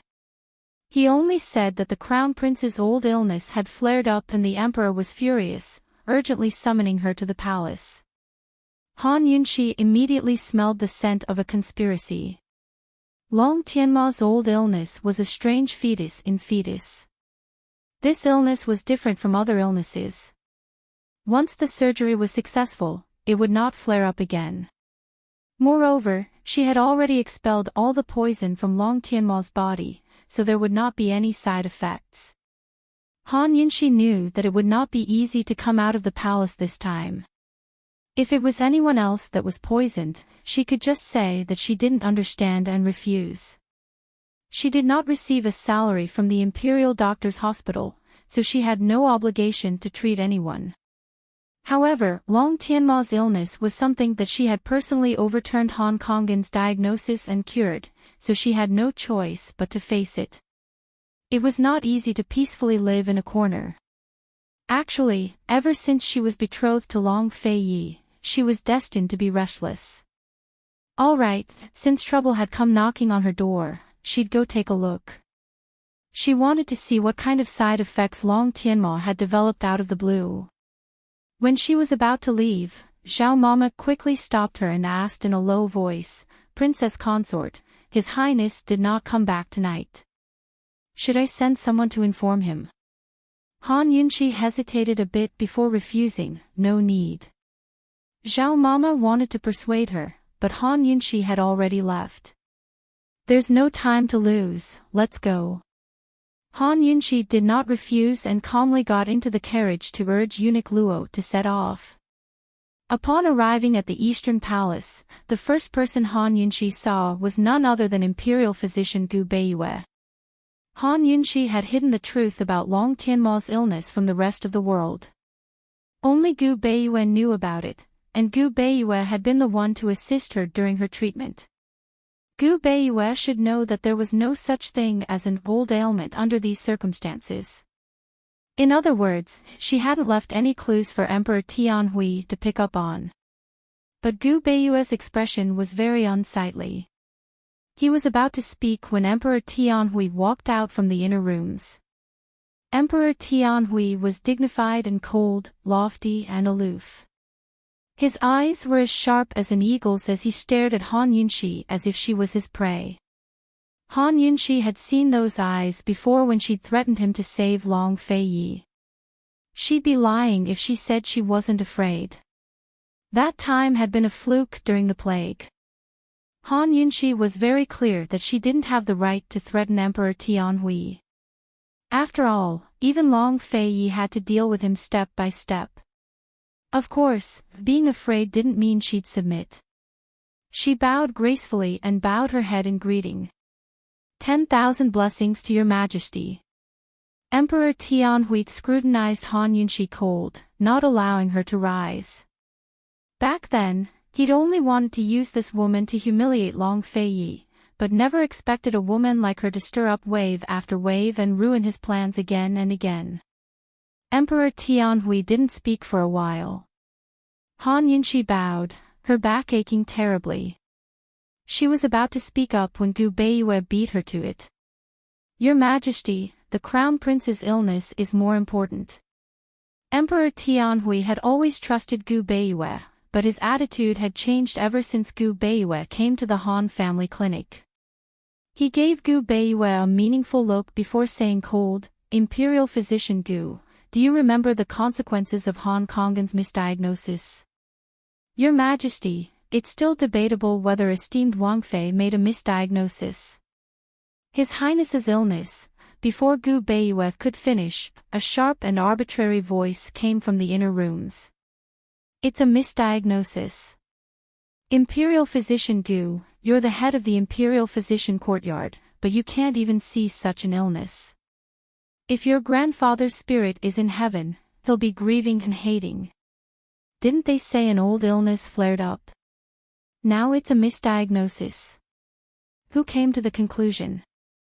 Han Yunqi looked towards the source of the voice and saw an old man slowly walk out. He looked to be around 70 years of age, with white hair and a ruddy complexion. He had a long white beard, and his gait was dignified. He was even more spirited than a young man. Most old men like this would have the air of an immortal, but this one exuded an air of arrogance that was hard to ignore. If not for Emperor Tianhui's presence and his imperial aura, his aura would be even stronger. Who else dared to speak so loudly in this place? "Director Shi, His Highness Crown Prince's illness still hasn't been determined. If you speak like this, it's rather lacking in the rigor of a doctor." Gu Beiyue's tone was flat, but it carried an air of authority. "Director Shi." Han Yunqi was stunned. The director of Medical City's Medical Academy, Shi Yubo, who lived in Western Zhou for a long time. She never expected it to be him. Of the Medical Academy's directors, the youngest was Han Kongan, while the oldest was Shi Yubo.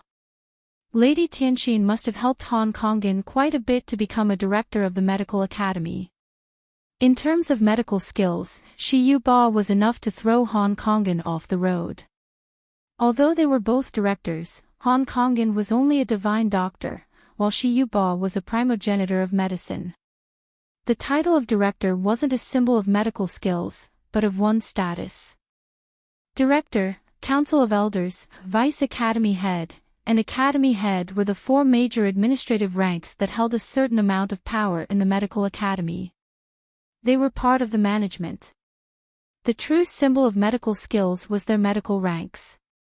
There were 9 ranks in total: medical apprentice, medical scholar, grand medical scholar, divine doctor, primogenitor, sage doctor, immortal doctor, and sovereign doctor. Gu Beiyue's grandfather was a primogenitor of medicine. Of the current 10 directors of the medical academy, most were divine doctors. Only 2 of them were primogenitors of medicine.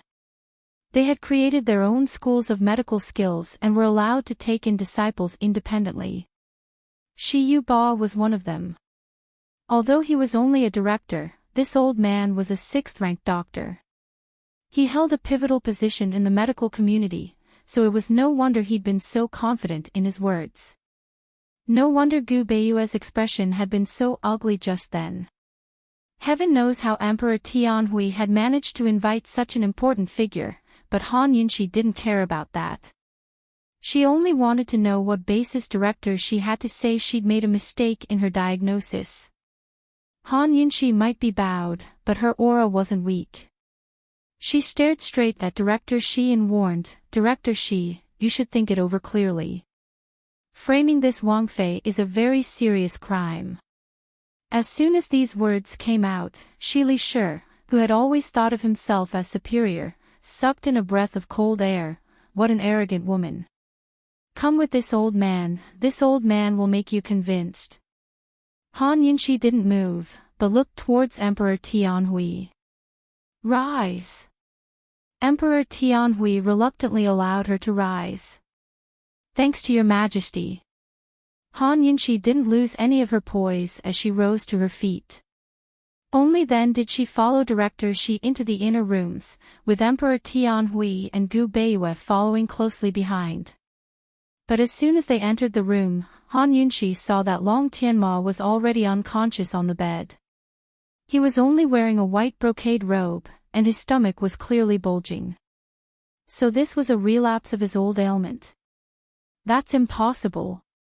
Although they didn't have modern B-scan ultrasound technology, judging from the results of the fetus in fetus poisoning and the results of the excreted blood, Han Yunxi was willing to bet on her life that Long Tianma's ailment was a fetus in fetus. It was impossible for it to relapse. Even if she took 10,000 steps back and assumed that there was a second fetus in his body that hadn't been discovered yet, it couldn't have grown so suddenly in such a short time. Someone must have done something to his stomach. Han Yunxi, you said it was a malignant tumor in the past. Once the tumor was removed, all the toxins would be gone. How do you explain this now? Emperor Tianhui asked coldly. Han Yunxi didn't answer, but stepped forward to take his pulse. At the same time, she activated the detox system, which didn't give her any notifications. But the pulse was exactly the same as before, a slippery one. A pregnancy pulse was a type of slippery pulse, which was why Han Kongin had diagnosed it as a pregnancy pulse, but Han Yunxi had concealed the truth and said it was poison. Then what about now? What did Director Shi say? Han Yunxi didn't rush to ask, but pressed down on Long Tianma's stomach instead. She was so startled that she almost withdrew her hand. Heavens, the condition of his stomach was exactly the same as before. It was extremely similar to a pregnancy. After the examination, Han Yunxi looked suspiciously towards Gu Beiyue. Gu Beiyue furrowed his brows, his face full of worry as he reminded her that this wasn't an easy matter to deal with. It was obvious that someone had done something to the stomach, but they couldn't figure out what had happened. Director Shi, what's your diagnosis? Han Yunxi finally spoke. What, are you admitting that you made a mistake? Director Shi asked disdainfully. Even if His Highness Crown Prince's current condition is the same as before, it doesn't mean anything. There are many diseases with similar symptoms. I'm sure Director Shi knows better than I do. It's very possible that the Crown Prince is suffering from another disease. Han Yunshi refused to budge an inch. Another illness. Then tell me, what illness is it this time? Director Shi refused to let the matter go. I'm not sure yet, but it's definitely not the same cause as before. Han Yunshi was resolute. Of course it's not the same cause as before. Your previous diagnosis was wrong. Director Shi denied it outright. Qin Wangfei, listen well. The Crown Prince's illness is called ascites. Ascites? Han Yunshi almost spat out her saliva at those words. Actually, when she first heard that the Crown Prince's stomach was big, her first thought was that it was this illness. However, she rejected that thought when she took his pulse. This was a professional term. In layman's terms, it was a pathological accumulation of fluid in the body. The amount of fluid in the abdomen exceeded the normal value. There was a small amount of fluid in the abdomen that flowed out to lubricate the intestines. Under pathological conditions, the amount of fluid in the abdomen increased. When it exceeded 200 milliliters, it was called ascites. Ascites wasn't a primary disease. It was caused by other diseases in the body. Although Han Yunshi was a poison doctor, she worked in the hospital all year round and had seen many diseases. She had seen a child who was a few years old. He was all skin and bones, but his stomach was bigger than a pregnant woman's. She understood this illness. She believed that Gu Beiyue understood it even more. There was no reason for them not to be able to diagnose it. Judging from Long Tianma's pulse, it didn't have anything to do with ascites. Besides, if it really was ascites, then it was impossible for his stomach to suddenly become so big in such a short period of time. A month ago, hadn't Long Tianma been hosting the spring hunt and was doing well? Judging from his pulse and the time of his illness's onset, it's not ascites. Han Yunshi refuted on the spot. At this time, Gu Beiyue also spoke up, Director Shi, let's not talk about the present. Let's talk about the past. The Crown Prince was bedridden for 7 years. If it was ascites, how could he not become thin? How could he survive 7 years?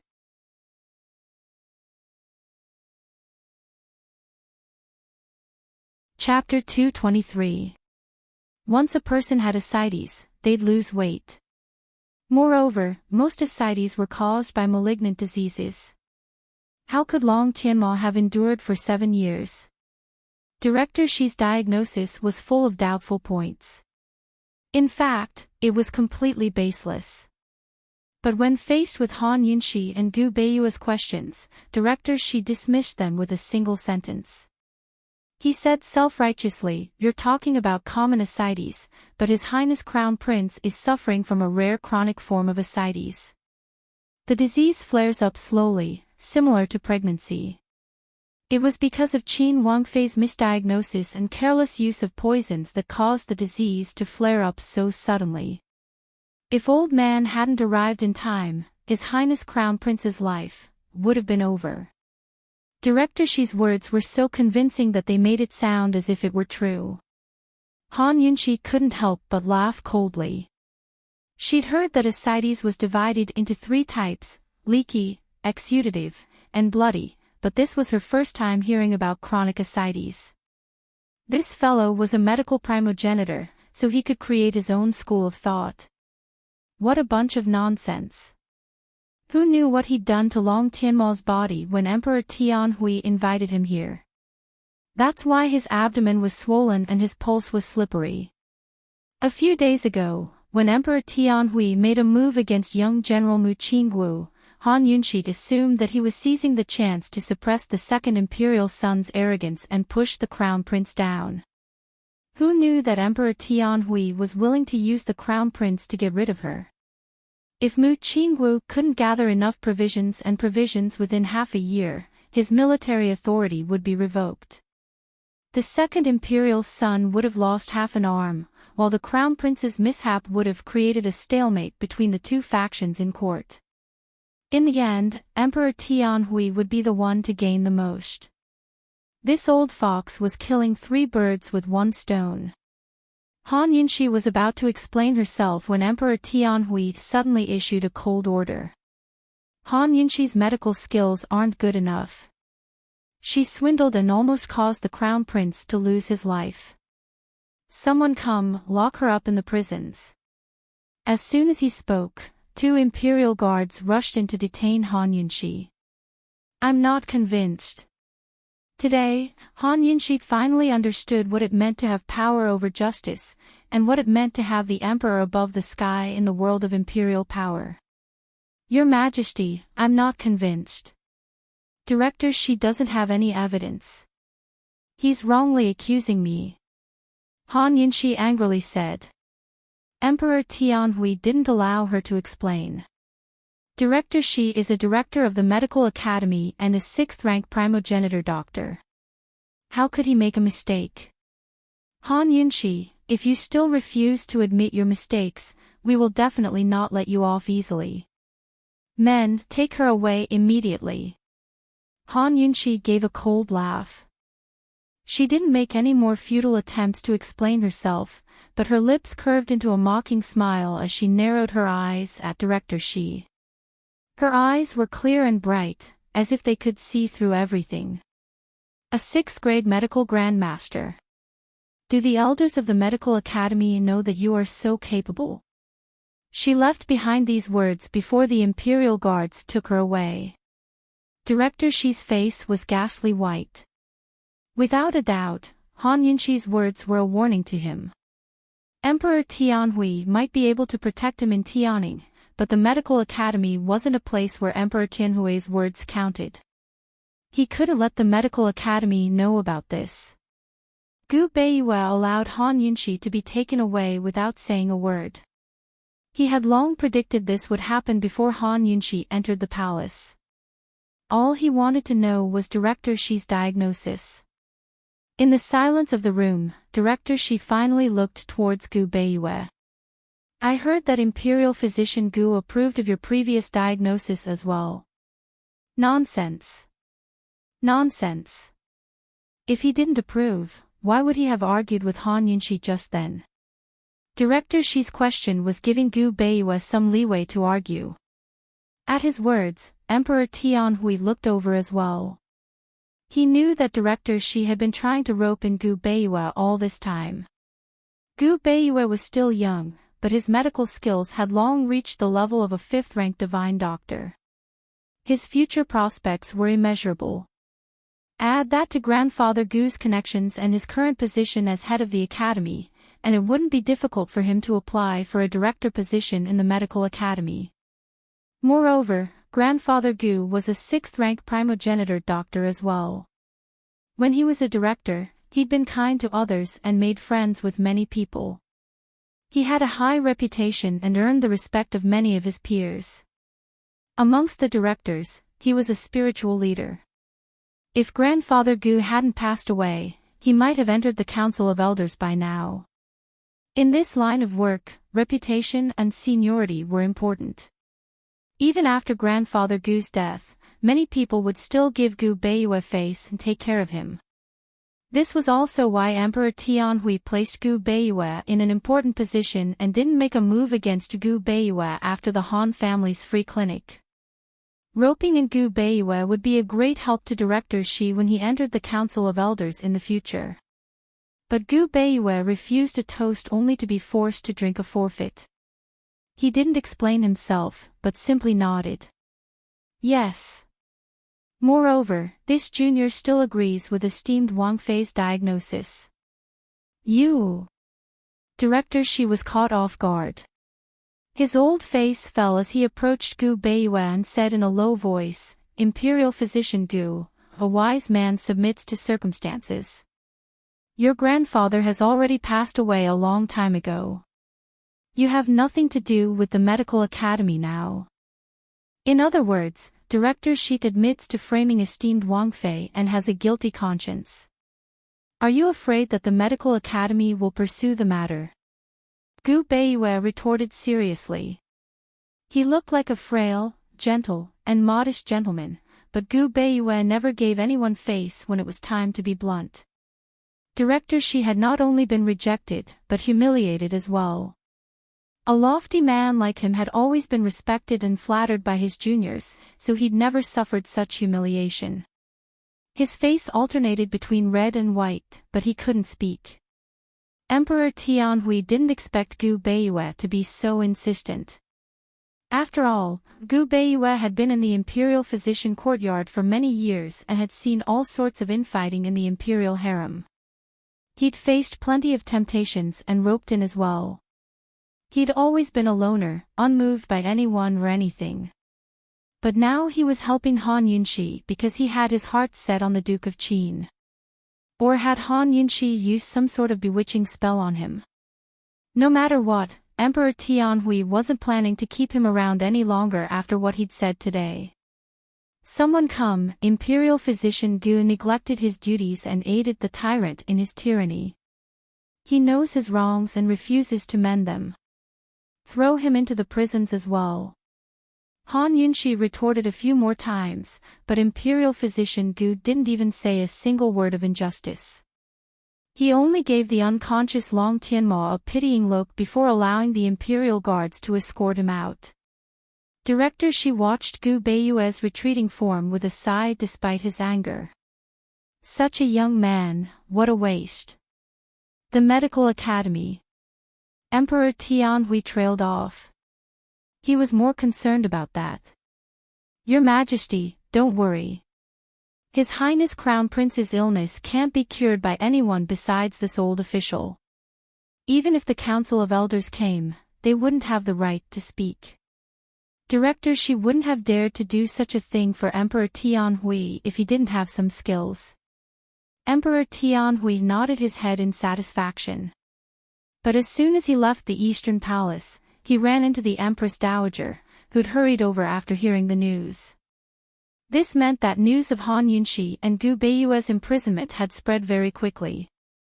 The Empress Dowager was still brooding over Mama Su's death. Emperor Tianhui had told her to rest and recuperate, but she'd only rested for a few days before something happened to her most treasured grandson. Chongping had already passed away, so they'd lost a perfect marriage alliance. Meanwhile, the Empress's health was fluctuating. Now she only had the Crown Prince left. Although the other imperial sons were her own grandchildren, the Crown Prince was still born of the Empress and the future of the imperial uncle's estate. Once he lost power, the imperial uncle's estate would fall. Your Majesty, just what happened? Was perfectly fine, so why did his illness suddenly act up again? The Empress Dowager asked. His old illness acted up again.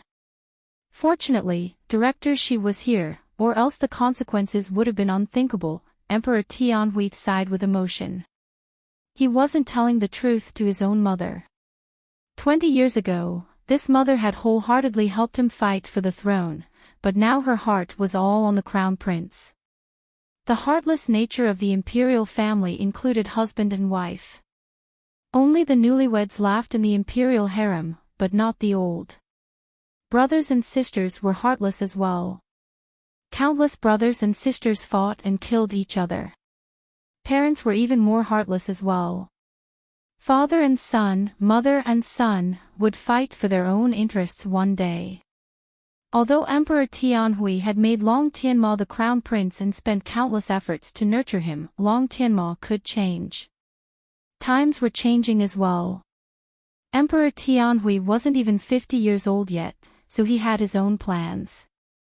Isn't it a malignant tumor? Wouldn't everything be fine once the poison was treated?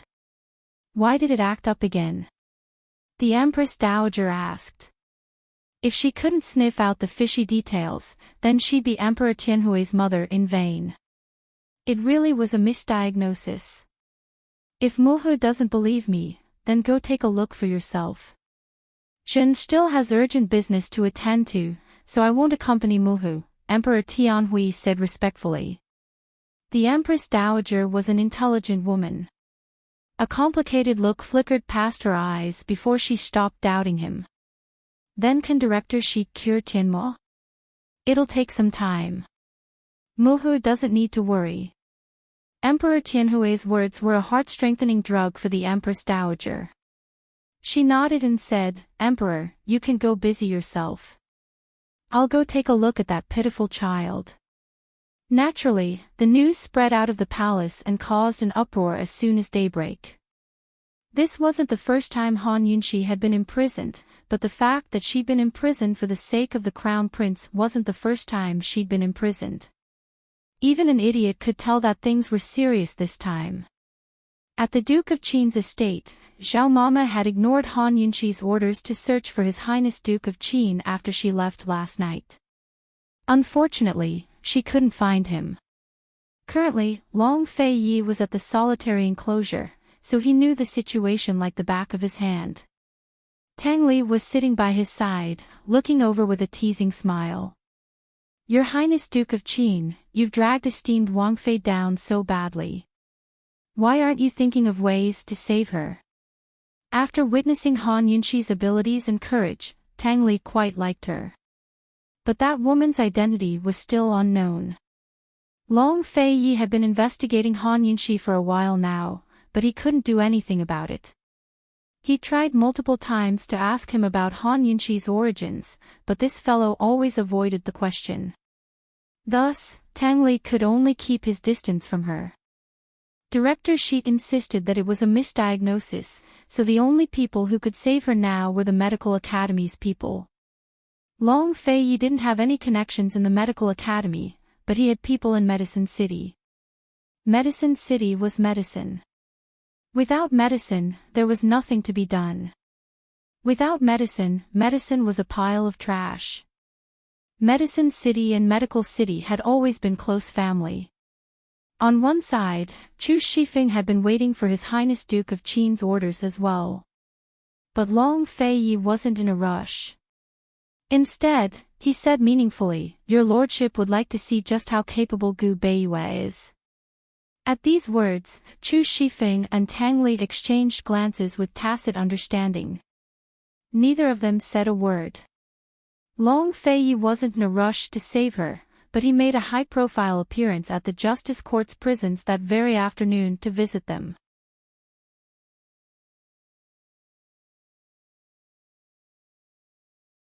Chapter 224.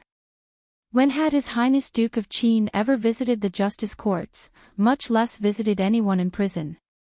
News of Qin Wangfei's imprisonment had already spread like wildfire. The Crown Prince was still under treatment and the Emperor had yet to convict anyone, so everyone was more interested in the Duke of Qin's movements. But who knew that he'd come directly to the prisons without even entering the palace? Official Ouyang of the Justice Courts was naturally one of Emperor Tianhui's men, but he didn't dare to slight His Highness Duke of Qin. With His Highness Duke of Qin's schemes and methods, he could easily remove his official hat at any time. Between Emperor Tianhui and His Highness Duke of Qin, even a third-rank official like him had to tread carefully as if he were treading on thin ice. Originally, Han Yunxi and Gu Beiyue had been separated into different prison cells and treated like normal prisoners. Official Ouyang had even prepared a torture chamber for them to await Emperor Tianhui's orders. As soon as he heard His Highness Duke of Qin's arrival, official Ouyang arranged for them to be placed in clean and comfortable cells in the prisons. Each of them had their own cell separated by an iron gate and treated with the highest standards.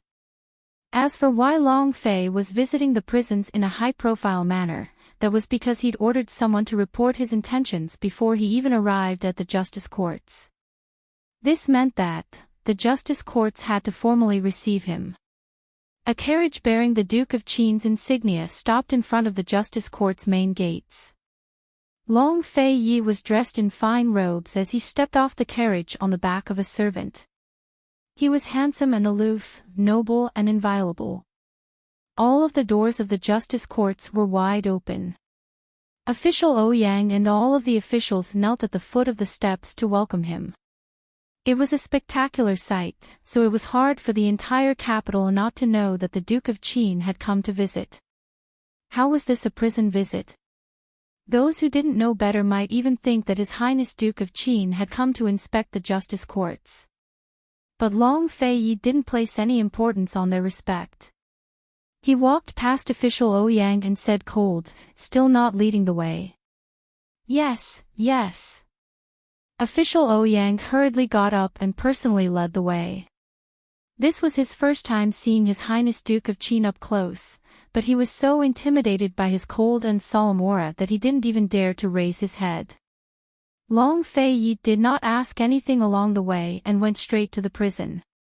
Unfortunately, he bumped into Han Yunxi from afar. She was leaning against the iron gate and whispering to Gu Beiyue. The two of them were whispering to each other intimately. He stopped abruptly and watched without batting an eyelid. Even His Highness Duke of Qin would get jealous. Did this man, who made countless women go crazy, need to be jealous? Lord Ouyang and the rest who were following by the side didn't know what was going on and didn't dare to make a sound. Lord Ouyang mustered up his courage and carefully raised his head. When he glanced at Long Feiyi, he immediately broke out in cold sweat and didn't dare to raise his head again. Heaven knows what a frosty face it was. Lord Ouyang began to doubt whether his arrangement of the prison cells was right or wrong. Amidst the silence, the air grew tense.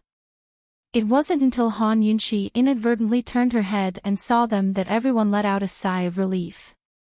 It was as if something big would have happened if she hadn't looked over. Han Yunxi hadn't expected this. She'd only entered at dawn, but Long Feiyi had arrived in just half a day.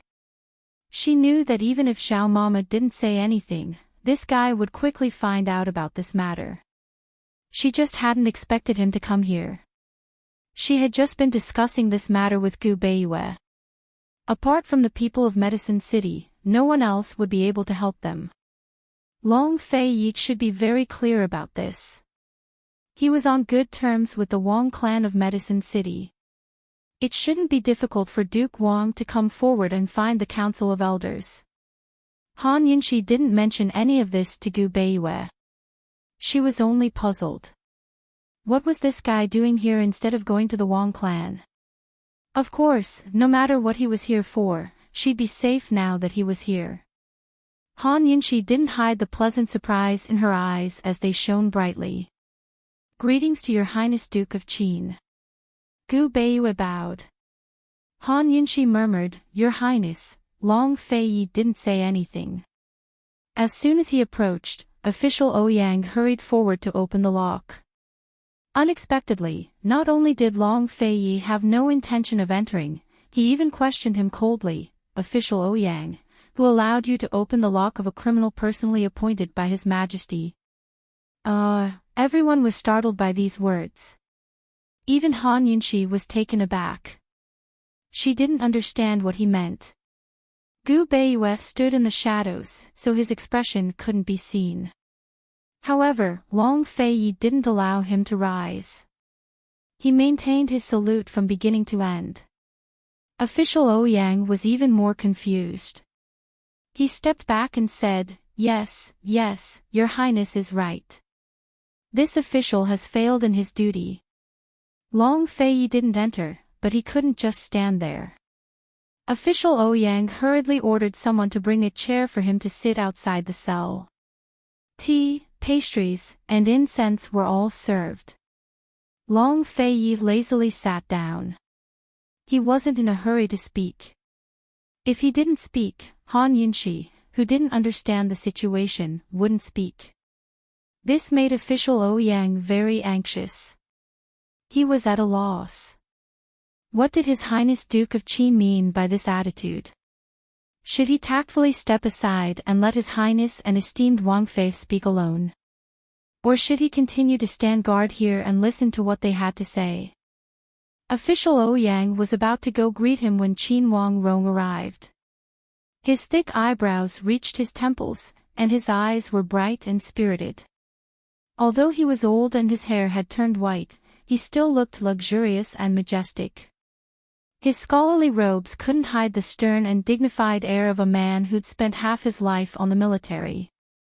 Han Yunshi had long heard of this Qin Wang Rong's illustrious name. Besides Long Fei Yi, this old Qin Wang was the most respected of all the princes in Tianning. What kind of wind was blowing today to bring Tianning's most respected prince here? The justice courts were honored to shine with golden splendor. No one else knew why Qin Wang Rong had shown up, but Han Yunshi had an inkling. It looked like news of Mama Su had reached this old Qin Wang's ears. Long Fei Yi rose to his feet and even said respectfully, "Imperial uncle, long time no see." Han Yunshi followed the others in making deep bows. Greetings to Qin Wang Rong. May Qin Wang Rong live thousands and thousands of years. Qin Wang Rong didn't even consider Han Yunshi worthy of his attention. He didn't even spare her a glance as he sat down in Long Fei Yi's seat. "Fei, your lordship just heard about this and came to take a look. I'm not bothering you, am I?" Long Fei Yi didn't answer directly. Instead, he said cold, "Han Yunshi, why haven't you thanked Imperial Uncle for his concern?" Han Yunshi expressed her thanks, but Qin Wang Rong didn't accept it. Instead, he laughed coldly. "Your lordship came for the crown prince. I came specifically to see what kind of despicable woman dared to swindle her way into the palace and plot against the crown prince." Silence fell upon the crowd at his words. Han Yunshi clenched her fists and prepared to retort, but Long Fei Yi said, "If she wasn't the daughter of the Empress Dowager's savior, would His Majesty have trusted her so easily? It's a pity."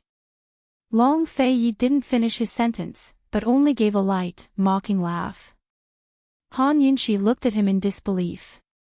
Belatedly, she realized that this guy hadn't come to bail her out at all, but to express his stance and draw a clear line between them. Because of Mama Su's matter, the great changes in the court, the crown prince's illness, and Qin Wang Rong's appearance, he was going to abandon the rook to save the king. How could he be this kind of person? Han Yunshi tightly clenched her teeth.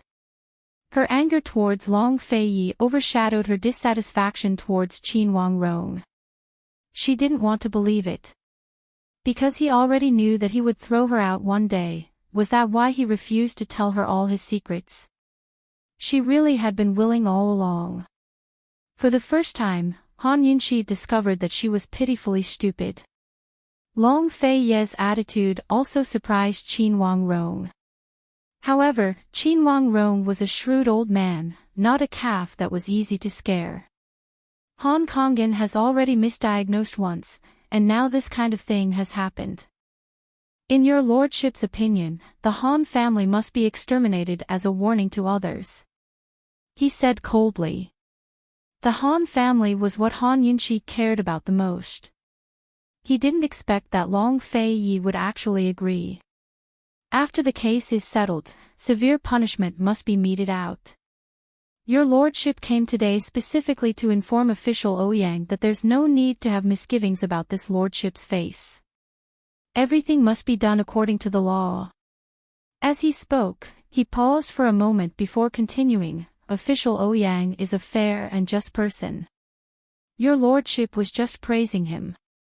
Official Ouyang was already dumbfounded by His Highness the Duke of Qin's attitude. He thought that since Qin Wang Rong had already made an appearance, the Duke of Qin would probably yield to His Majesty. It was just a woman, so what should be lost would still be lost. Your Highness is too kind. Impartiality is this official's duty. This official definitely won't disappoint Your Majesty.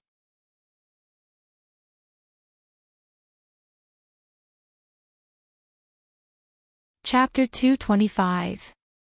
Han Yunshi didn't hear what Long Fei Yi and Qin Wang Rong said after that. Until they left, she stood still with her head lowered. Her mood was very low. To be exact, it was disappointment. When she moved out of the hibiscus courtyard and was rejected in the carriage, she wasn't this disappointed. But, this time, Long Fei, it turns out that, you're nothing more than this. As soon as Long Fei left, official Ouyang came back and couldn't wait to switch Han Yunxi and Gu Beiyue back to their original selves. Gu Beiyue wanted to say something to Han Yunxi, but unfortunately, he didn't even have the chance. This woman had always been a source of light. Even in the darkest world, she had the power to illuminate herself. But now, she was like a dim luminous pearl, lifeless. One of them was brought to the right, and the other to the left. Although Gu Beiyue was silent, he looked back again and again, his eyes flashing with concern and distress. Unfortunately, Han Yunxi was completely immersed in her own world and forgot about Gu Beiyue's existence. Long Fei abandoned the rook to save the king, and Gu Beiyue was also in prison. At this time, who could find the higher-ups of the medical school to save them? Who would save the Han family? In fact, Han Yunxi had a trump card in her hand. Not only could she save herself, but she could also save many people. Unfortunately, she didn't think about Mother Sue's matter at all. Back in the smelly and dirty little black prison, Han Yunxi leaned against the cold wall. Her eyes were dark and her heart was cold. Official Ouyang looked at her disdainfully and didn't avoid it. He actually ordered in front of her, "Come, from now on, 3 meals a day according to the standards of a condemned prisoner." Official Ouyang was recommended by Official Su of the Ministry of Appointments. When Han Yunxi bullied Madame Su and the Han family's eldest young master, Official Ouyang was the one who was most troubled. Now that the situation was clear, how could Lord Ouyang not take revenge? Of course, because of Han Yunxi's identity, Official Ouyang didn't dare to torture her, but he could still torture her for a few days. Official Ouyang originally thought that Han Yunxi would be angry, but who knew that Han Yunxi was like a dead person, standing there without any reaction. Official Ouyang didn't feel any sense of accomplishment at all and was very dissatisfied. Just as he was about to walk over and humiliate him, the jailer hastily stopped him and whispered, "My lord, this subordinate feels that the question His Highness Duke of Qin asked before he left is very strange." Long Fei left after seeing Prince Rong off. Before leaving, he asked Official Ouyang one last question in a low voice. According to the law, can they live in the high-class prison? According to the law, Gu Beiyue's status didn't allow him to live there, but Han Yunxi's status definitely did. That's what Official Ouyang had said. Actually, according to the law was a neutral term. Everything had to be done according to the law and handled according to the law. One couldn't ask for special privileges, nor could one use private punishment to avenge personal grudges. But people tended to overlook the latter. Official Ouyang wasn't an idiot, but he didn't think too much of it after seeing the Duke of Qin agree with Prince Rong. He only assumed that the Duke of Qin had asked casually before he left. What's strange about it? She's already an abandoned chess piece. As this official sees it, His Majesty won't interrogate her, but just wait to convict her. Official Ouyang had no idea that his words had revealed the truth behind today's visit. Unfortunately, it was already too late by the time he realized the truth. As soon as Prince Rong left, he went straight to the palace. Emperor Tianhui had long set up a chessboard and been waiting for a long time. After Prince Rong went into seclusion, he'd become obsessed with chess. In the world, only he and Long Fei dared to break Emperor Tianhui's chessboard, while Long Fei was the only one capable of doing so. When it came to chess, Qin Wangrong preferred Long Fei. But today he was exceptionally patient. He sat down and played a few moves before speaking. It looks like there's no need to interrogate this woman. Naturally, Emperor Tianhui was already aware of the situation at the justice courts. He'd schemed against Han Yunxi to give Long Fei a hard time and threatened Han Yunxi to reveal the truth about Mama Su.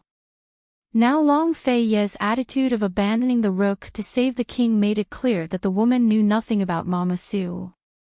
Otherwise, Long Fei Ye's strict personality wouldn't have thrown her away so easily. Han Yunxi wasn't an ordinary woman, so he had to be on guard against the possibility that Han Yunxi would expose Mama Su and bite him in the back. It's a good thing that Jin prepared 18 tortures for her, Emperor Tianhui said coldly. If not for Long Fei Ye's trip today, Han Yunxi would have suffered a lot in the justice courts in the coming days. Prince Rong disdained Emperor Tianhui's cruelty to women. He gave a cold snort and said, "Instead of going to war against a little girl, it's better to spend more time on the Duke of Qin's origins.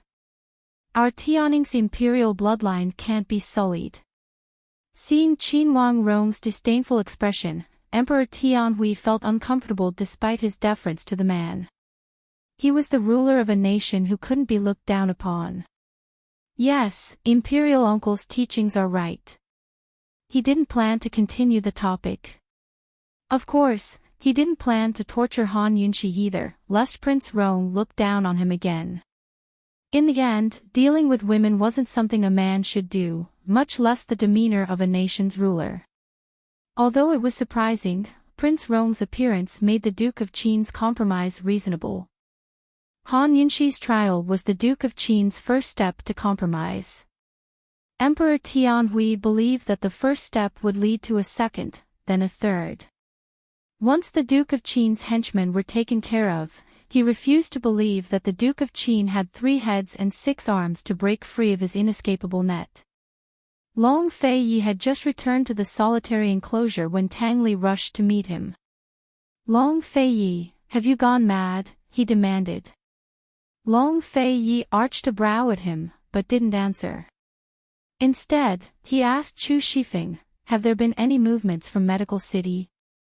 Chu Shifeng didn't even get a chance to reply before Tang Li grabbed Long Fei Yi by the collar. "You've forced Han Yunxi into a corner. What if she reveals the truth? And don't forget that the perplexing butterfly illusion is in her hands too." Long Fei Yi shoved Tang Li's hand, but the latter refused to let go. Long Fei Yi shoved again without using any strength, but Tang Li was sent flying until he crashed against the door.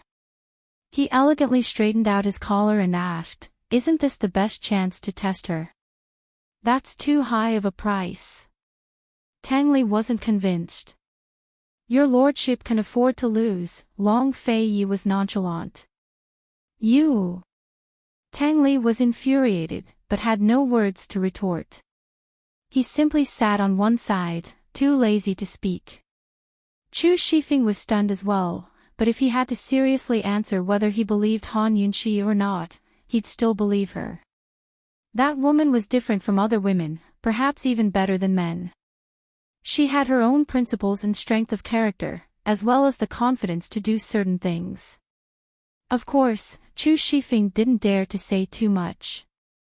He only reported, "Your Highness, there's no news from Medical City for now, but the palace has found out that Director Shi needs 10 days to cure the Crown Prince. That means, esteemed Wang Fei and the rest still have 10 days. A complicated look flickered past Long Fei Ye's eyes before he muttered, "Continue to keep an eye on Medical City." Today's high-profile visit wasn't just a show for Emperor Tianhui, but Gu Beiyue as well. He was very curious as to why this genius divine doctor, who could have been like a fish in water in Medical City, had condescended to stay in Tianning's imperial physician courtyard for so many years. 3 days later, there was still no news from Medical City. Han Yunxi and Gu Beiyue were locked up in 2 separate cells with no chance to interact with each other. Their treatment as prisoners on death row made things difficult for them. Gu Beiyue didn't touch any of the spoiled food sent to them, but only drank water to maintain himself. It wasn't until the 4th day that an unfamiliar jailer used the excuse of delivering water to approach the bars. Gu Beiyue calmly walked over. "How is it?" Gu Beiyue asked in a low voice. "Someone beat us to it.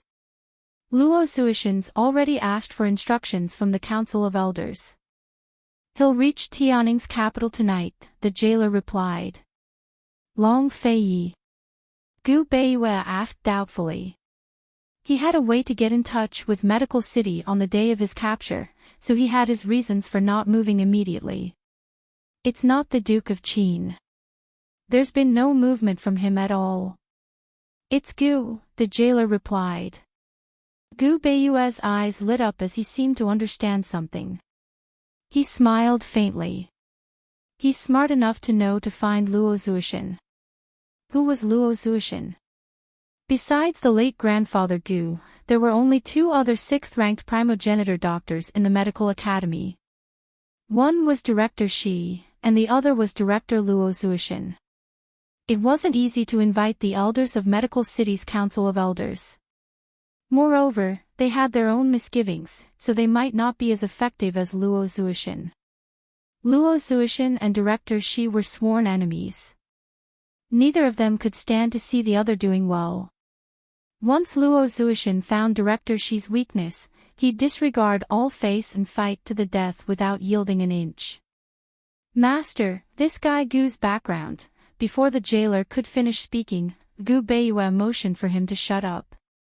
Even after being imprisoned for so long, he was still dressed in snow-white robes and looked as graceful as an immortal.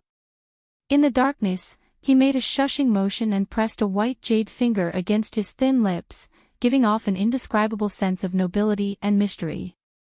Go, we'll wait and see. His voice was as light as a spring breeze. Then he disappeared into the darkness.